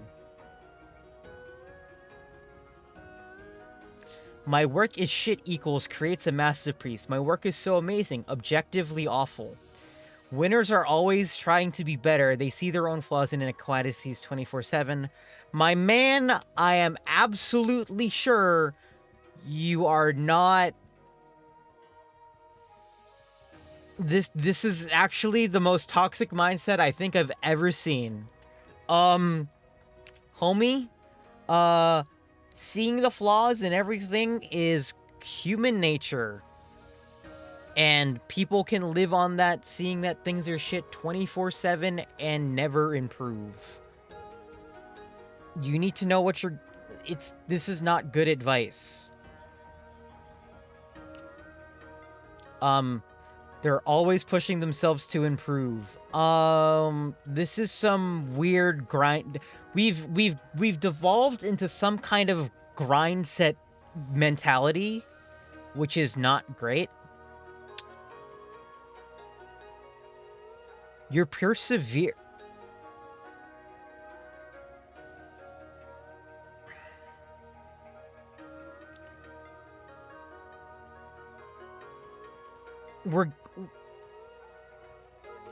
Why is this at the end of the book? Oh yeah, there it is. Bonus chapter, Sigma Grindset. I'm pretty sure this actually clarifies the entire rest of the bottom of the page as being absolute garbage. So that's great.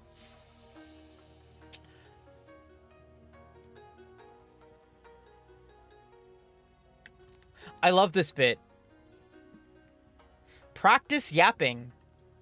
Use the yapping techniques in the guide. There are yapping techniques?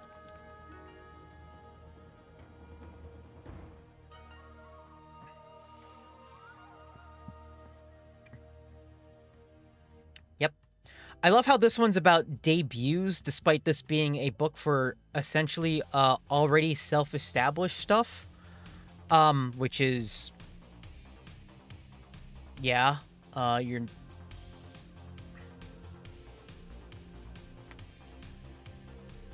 which is oh my god. Why are you asking about how to debut when when the book is about growth?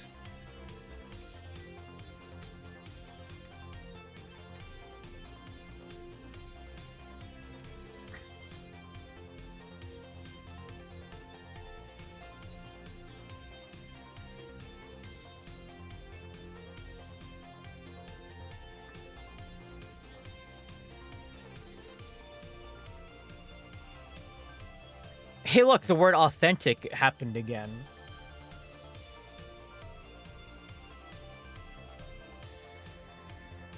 Oh yeah, hold on. Okay, let's check the yapping. Let's just check the yapping. I really don't understand like the debut hype on this being a new model or something. Like,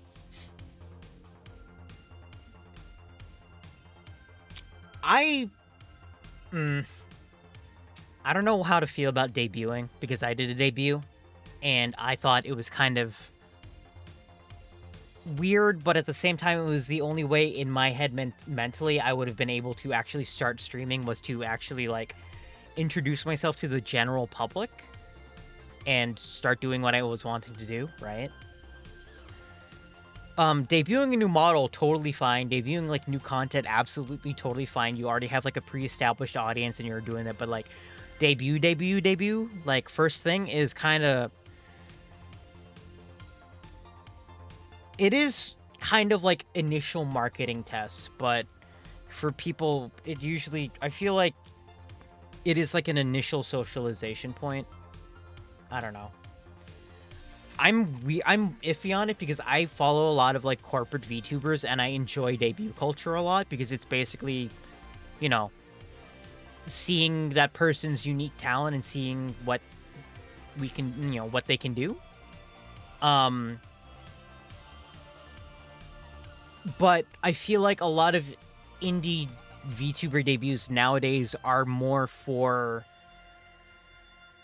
like a safe way for a VTuber to feel comfortable with the concept of streaming to themselves if they haven't done it beforehand too, especially because of all the positive support they get too, you know? Like I go out of my way to be interactive for people, like, you know, interact with people in chat for streams or any new debuts that help them to make sure that they feel at least like confident enough that that's like, even if it is a decision that they consider maybe very challenging for them, to be something that would end up as like, you know, something positive. You know, I don't know. That's just like my opinion.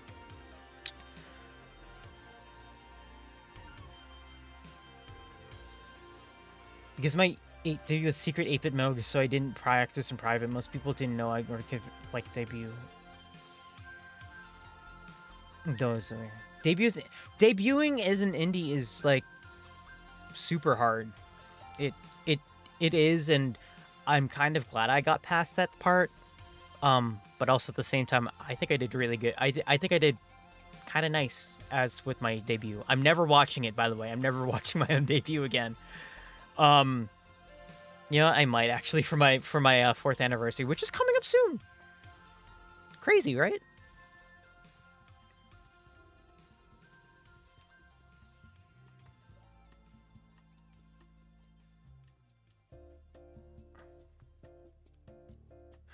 Oh my... I was just thinking about starting to stream when my model gets done. I never thought about doing anything special with it. I mean, like... I feel bad. I feel super iffy about, like, saying my advice because my advice is primarily based on corporate VTuber debuts because my VTuber debut was based around that, or at least use that as a format to run off of. Like, what was it? Kind of just like, because the format is generally like a slideshow of some kind, right? It's usually like, like, here's my name, here's my age, here's my hobbies, here's what I want you guys to call me, here are my pronouns, that type of thing. Slide after that is general likes and dislikes most of the time. Like, I like this, I like this, I like this. I have common media with this to make you, to give a easy grasp on who you are as a person and give people like just a real quick, like a quick vibe check. Afterwards would be like afterwards would be showing something like a special, like something that you think makes yourself unique, or a talent you have, or that type of thing. For example, I thought I had a good voice when I debuted, so I sang a couple songs in a little mini karaoke. I'm never doing that again because even though I think my voice was nice, I'm a little self-conscious about it more now. And I didn't actually really do anything with it afterwards. And then afterwards, the usual, like, hey, these are my tags, this is my artist. And like, this is my VTuber mom, this is my VTuber dad. Here are my tags, here are their tags, here's where you can find me on social media, and here's my immediate schedule for the future, right? That's kind of the general outline of at least how I did my VTuber debut. And again, with like the Hololive ones in particular, a lot of them also follow a variation of that type of format, but they do it in different ways that aren't slides. For example, let's see here, one of the newer VTubers, like the Hololive one, Cecilia Emma Green. One thing she did that was kind of unique was she showed off a talent by basically scripting a lot of like effects that happened during her stream to show off her humor and her skill with OBS. For example, she like did like a thing where she was like going downstairs and falling over and did some pre-made animations and made some like set pieces of like chat with and her driving in a car, chat in like an audience, and two separate views of them being in an audience while they watch Cecilia on the big screen, that type of thing. Like lots of creative things. But that's her skill of being very good at like mastering OBS, It is very much a talent show. It is very much an initial talent show. So I suppose take it like that, but I guess if you have any questions, you can message me, because hey, at least I'm better than whatever the fuck this guy's writing. So there's that.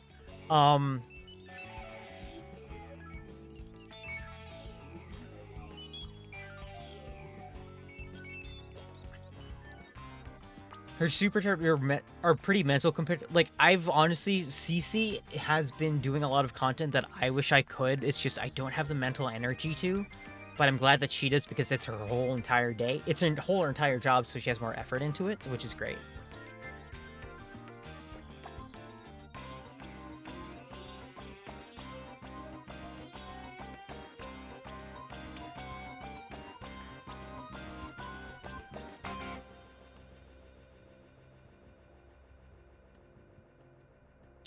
Anyway, like,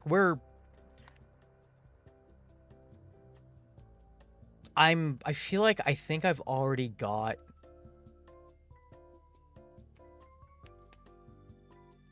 more of it.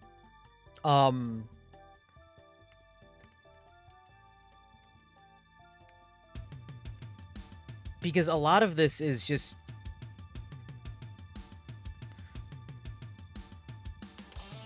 very bleh. Especially from somebody who does not have a content creation background. Because you also have to remember, in this entire time, this is written by somebody who has only watched VTubers and actually has no idea about the content creation process. Which honestly discredits it like 5 bazillion%. Because, like, how are you supposed to, like, why are you writing a book about how people should run their restaurant when you've never owned a business in your life?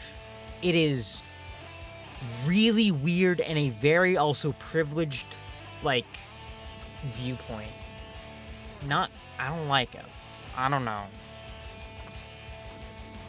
Like, I've only started taking my personal, like, brand growth seriously, I want to say within, like, the past 2 years.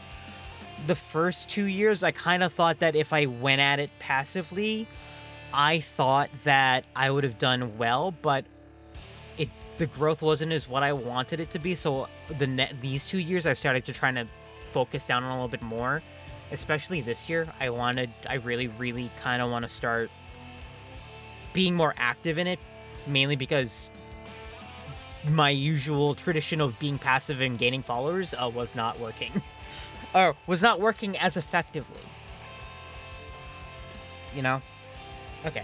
So, I think that's all we need to talk about. I was yapping for about almost 3 hours there, which is a lot to say. We didn't even really get to this bit. And I'm sure that all of these are absolutely terrible. I will absolutely assume that all of this is terrible and is just bad. And also just really, really, really poor positioning. Just really bad formatting. I can't establish how bad the formatting is. It's really bad. Like, yeah, maybe I'll set up a debut when I get the ball rolling. I just feel like if I start and go perfectionist stuff. Like, one thing I've seen people do is stream pre-debut, even if they have a model. I don't necessarily know what it does for them, but I've seen it a lot in people, and they do it to get used to streaming as well. And I guess is an excuse to say like, hey, I don't really know what I'm doing with my content just yet, but I do want to stream and at least have fun. So that's how I kind of see people doing pre-stream VTubing. In particular, like, I have 2 friends actually who are pre-debut VTubers and have already started collabing with a bunch of their friends. So, combination of getting comfy with what they're doing before their actual model is finished, and getting a lay of the land and getting their name out even before a debut happens. So I see the benefits to doing a pre-debut, doing pre-debut streams, just to set up, but I don't have much experience, obviously, because that was 4 years ago. Hi, Brandon, you're super late. I am super late, but I also work super late now. Yeah, I know you do. I know. I'm honestly surprised, a little surprised you're still streaming, but did I miss anything especially cringe? So the 15 pages of the preview was actually 5 pages of content. Everything else was formatted so poorly and had repetitive sentences in it so much that it basically doubled the page count. Question, have you tossed this shit into one of those tools that detects if something is written by AI or not? Oh no, this is so poorly written that I actually don't believe it could be written by AI. No. I'll be real, you know what? Let's do it live, because I showed this to another friend. Let's just do this live. Was it ID? Yeah, it was ID. I'm surprised he's not here. He's here. I meant in the call.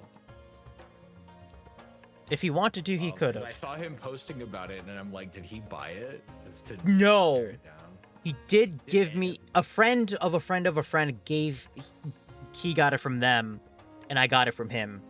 So okay, let's just as a statement beforehand, I absolutely hate generative AI. I think it's terrible. We're doing this for testing purposes only, and I don't condone using it for any form of writing whatsoever. Okay? We're doing this for a test to see if it can write a better information than what this guide has.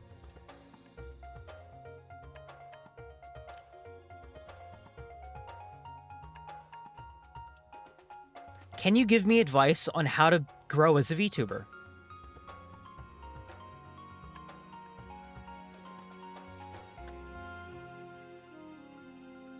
I bet you this will produce some more useful results. The problem is it's a lot of this stuff is just generic shit you find everywhere. No, that's actually no. The more interesting part about this is the fact that because this concept is so specific, like generic, because VTubers are a subset of content creators, like video content creators and streamers, right? That is a fact. Yeah. A lot of the fact tips that you can get from regular streamers will apply here.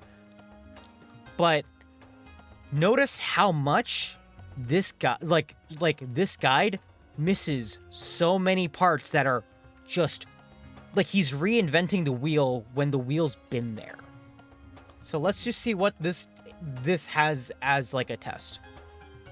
Find your niche and gives better examples: a unique personality, a specific game you excel at, a talent like singing or art, captivating, storytelling, and telling ability can all help you stand out. Consistent schedule, yeah. High quality production, yeah. Engage your community, collaborate, variety is key. Marketing, like, actually. Okay, here's the best part. Authenticity mentioned once. Authenticity in the thing mentioned about 1 every 2 pages. Crazy, right? It's always wild to me that stuff like this exists, because I have to like I have to think that like a lot of these like 77 times. courses- Thank you for remembering. Yeah. I a lot of these courses I feel like exist for people who don't actually want to create content. They just want to like have a job that they think is easy. Like that's just my opinion. I mean, Don't really like- have any like because I feel like if you pull up like 99% of content creators and you ask them, how do I get successful? The vast majority of them are going to tell you, I don't fucking know, man. I just got lucky. And that is the answer.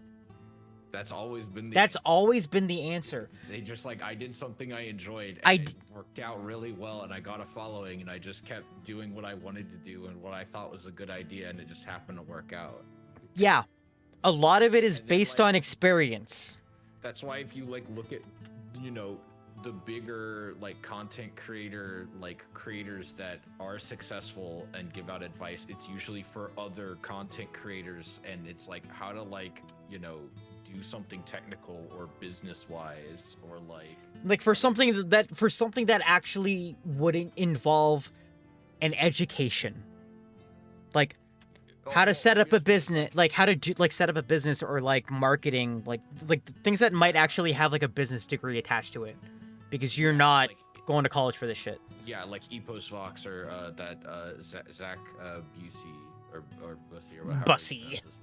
Bussy, yeah. Those people, like, people who like actually are content creators that talk about content creation, who are actually successful. Yeah. Instead of schmucks. That's my favorite part about this course is like I've never heard of this guy. I clicked on his profile, less than 50 followers, and I'm like, Less than 50 already followers, successful. post like he's on goddamn LinkedIn. Maybe that's the problem. Maybe he fell into like the back rooms and he ended up in like He glitched out of LinkedIn Yeah, and into VTuber Twitter and tried to do something. yeah. Oh man, that's actually, the more fucked up part about it, that's a great VTuber concept. I'm a businessman who got glitched into the back rooms and now finds myself as a VTuber. Isn't that just Usagi? That's Jusagi and that's Jenny, Yeah. Sure. which is the best because we've already named 2 great content creators who have that exact prompt. Also, interesting here. If you'd like, tell me a bit about your VTuber persona or content focus, and I offer more specific advice tailored to the situation. Do you want to go for it? Like for me or for you? For me. Yeah, go ahead. I don't know. It's your AI assistant you got with your Pixel. Yeah. You do whatever you want.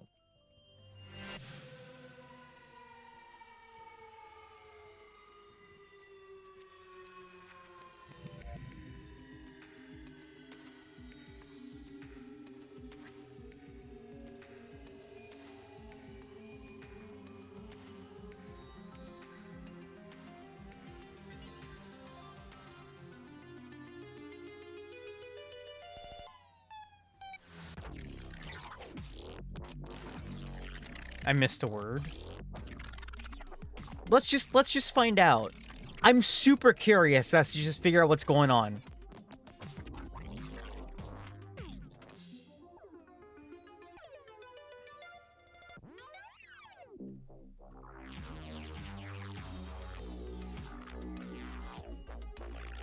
Holy shit, this is so much. Hold on, I'm copying this to find a word count. I need a word count.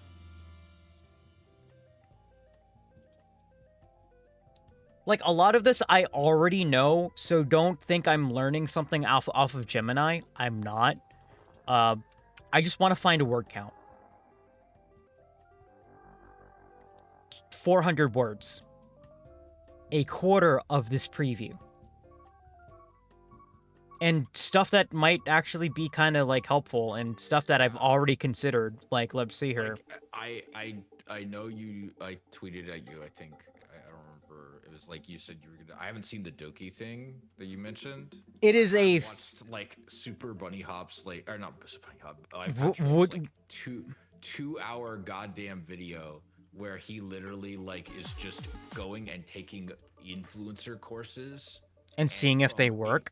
including one from Ninja and another one that he tried to take from Logan Paul that doesn't exist anymore. Well, the one from Logan Paul is garbage. We already know that bit. But Yeah, and then he also took like, and he's like, No. all of these are complete dog shit, and there's only a few that are good, and one of them literally told him to view bot.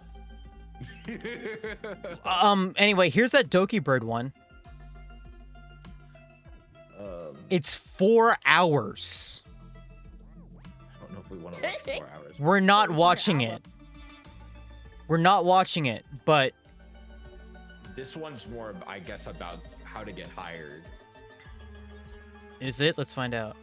Or like, Hey, look! Look! Hey, Look! She figured it out. She figured out the thing that this person has managed to fucking forget. it's In- because, like that's because like this person. This is true. It's how it is with everything. Like, and no, like every. It's probably because partially I think there's a lot of people don't want to admit it, but like there's so much about this crap that you just have no control over, and that it sucks. Like there's definitely always room for you to improve, but you can never control how well something lands. Like I said, the one thing I've taught also anyway, this is entirely just kind of funny because I've done a lot of these things already, so that's already great. Except for the witchcraft stuff, because I don't You do played a few witch games. I've done no this one there's a line here in specific. Share your knowledge of witchcraft. Well, to be fair, this thing doesn't know how seriously you take it. Yeah, this doesn't know how serious I am about this, but also you know, I just think it's fascinating. Instead, we just break pixels on stream. Instead we what? I know there's a clip of you like putting a pixel back together and like there's a loud crack noise and you like freak out for a second. It's a good clip. It's a good clip if there's context, because otherwise you don't know that context. I mean, obviously they mean your bruise. I got 2 big bruises right here. Sorry. I thought it was funny. I thought it was funny. I'm glad you think it was funny. At least somebody thinks I'm funny. Oh, can I tell you a real quick horror story that's off topic? Oh, absolutely. Pulls up router, looks at LAN ports. One of them says 10 megabits per second full duplex. It's just like. So you should get a new router, and I've already told you that. It's that troll fit. And no, this wasn't my router. This was somebody else's. No. And it's like that troll face meme where he like it turns from a troll face to like a frowning, like sad, depressed face. It's like that was me. Yeah, that It's just like, absolutely that. what fresh hell have I stepped into? Yep. Actually, I'm gonna play the video for you as well, because it basically summarizes everything I know about internet brand and luck and stuff like that.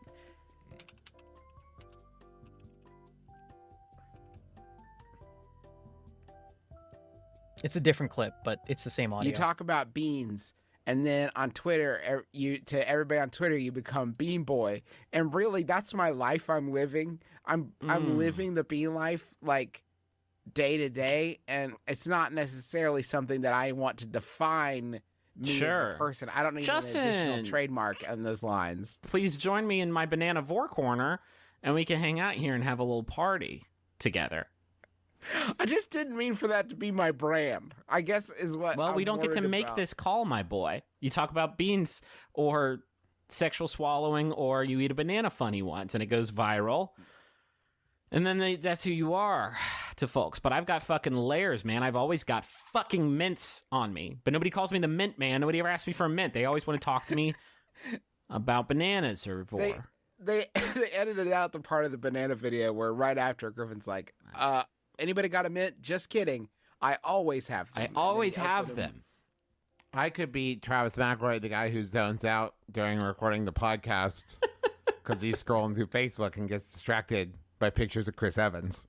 Again, that is the That is a pretty good photo of Chris Evans. On that was a good photo, Chris Evans. Also, actually the realest thing about being an online content creator I've ever seen, and it is from a Mabim Bam clip that is 5 years old.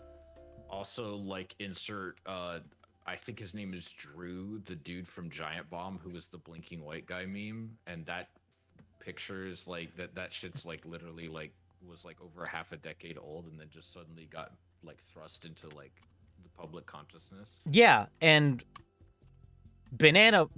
dumb Bananavore is, as you can see, Obviously, this is from Holy E3, shit. absolute oldest shit clip that went super viral very first real because it was just at E3 and being press weird. conference thing of Same with E3. like what's another We've good got a lot more to example? come, so stay tuned. God, I still think about this clip because I feel like there's man. something MGR related becomes just a meme like I think every like 3 to 5 years. and Memes, just the DNA of the entire soul. internet- Well, there was memes, the DNA of the soul, and then there was also nano machines, yeah, and Nano then there was Machine's just son. Gianni saying shit as Senator Nice knife. Armstrong. And then there was the fucking Maxor video where he's like, "My sources, I made it the fuck up." I thought that Which just was originally from a comic, but okay. no, well, it might be, but it's in the Maxor video, and that's whatever. But like again, it's all like two men and no, it's two men and a blur. I don't recognize anything about left of this image. I have a bad eye. I can't recognize anything past this blue shirt that is Patrick. I don't think recognize know who anything. that- I don't recognize him. We don't recognize him. It is a nice shirt. Anyway, I don't recognize this person. The only person I recognize is that indescribable person's older brother, who's actually just fucking Porter Robinson. Did you know that? No, I didn't know. One person became an indistinguishable collective forget of the internet, and then the other is Porter Robinson. They are related. That is an unfortunate relation of two relatively famous people. Crazy, right? Anyway, One of them has a song in Beat Saber. yeah, they do. Porter Robinson. Man, family gatherings must be awkward. Yeah, it must be so bad. Like one of those, like, how are you doing? Oh, I love my mom. I went on tour. I released a new album. It got on Beat Saber. It got on Beat Saber. And what about you? Song's long as I, shit, Beat Saber too. I made a YouTube video. I got canceled. I got again. I got canceled again. I made a video. I used to make good content. People I had to make a new Twitter account because people were finding out that I ran another account that I tried to separate myself from. Like It's a lot. it's a lot. Also, I also do love that Porter Robinson did in fact basically make an album about how much he loves his mom and family. Like, it's fucking great. I'm sorry. I'm thinking about Shelter. I'm sorry. Also, Sorry, can we just go back and listen to that fucking crunch again? I still think about it because it just sounds like a bone breaking. Do you hear that? Do you hear it? Do you want to hear it again? Sure. Listen to the banana. Just imagine like a bone crunching. Obviously, this is the very first real big publisher press conference thing of E3. Oh We've yeah, got a that's lot what more to- happens when you bite into the skin. Doesn't Well, that just sound like that- somebody like? Doesn't that That just sound- sound like a bone breaking? It sounds incredibly unappetizing. Is what it sounds like.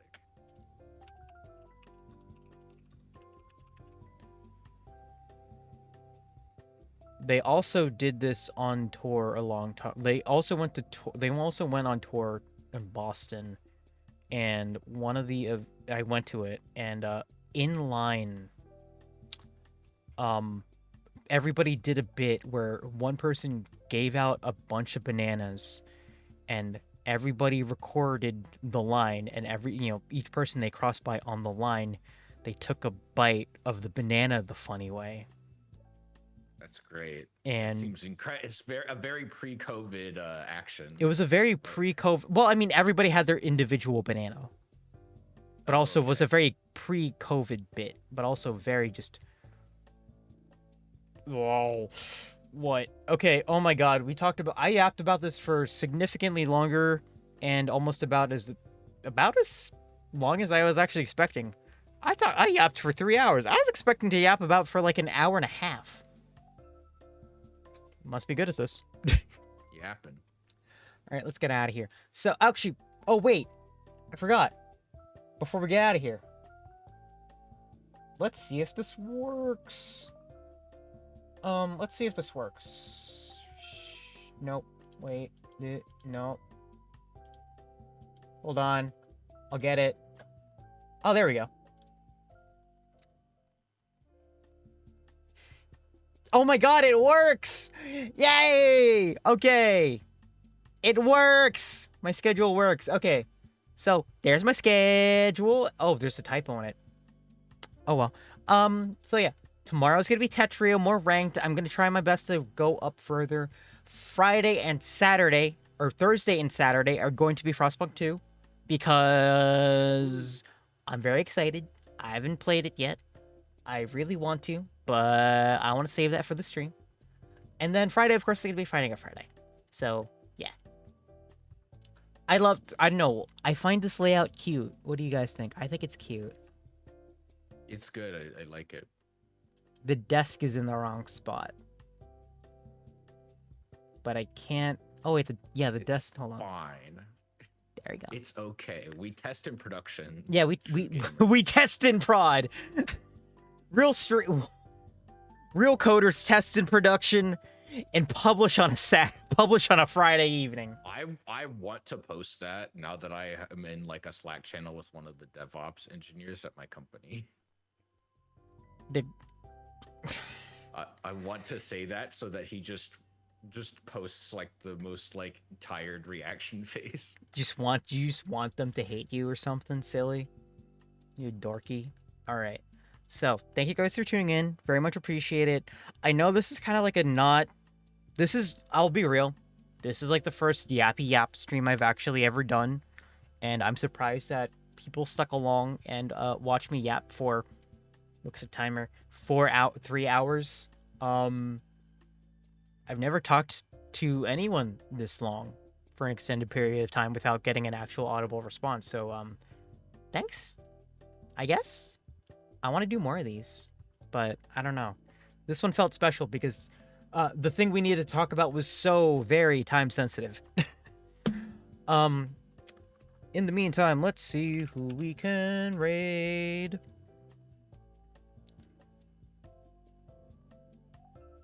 Also, I might as well say the funny things. You know, be sure to follow if you haven't beforehand, of course. I don't know if that's anybody here, but you know, hey. I'm going to send you guys over to somebody I only just met today, and I think is pretty neat and radical. They're currently playing Final Fantasy Sivlin. I just met them today, so I'm gonna send you guys over to Goblin Fia. I only met them today. They're nice. Please be nice. No other raid message or anything, but just be nice. They're playing Final Fantasy 16. Make sure you save before you go. Have a good one. Bye-bye. Bye-bye. Have you played Final Fantasy 16? No. I need to download the demo. There's a Discord thing for it, like a Discord quest right now. Yeah, you should play the demo. You should absolutely play the demo. It's very, very pretty, and also the benefit of the demo is that it actually saves progress if you get to the full version. So that's also great.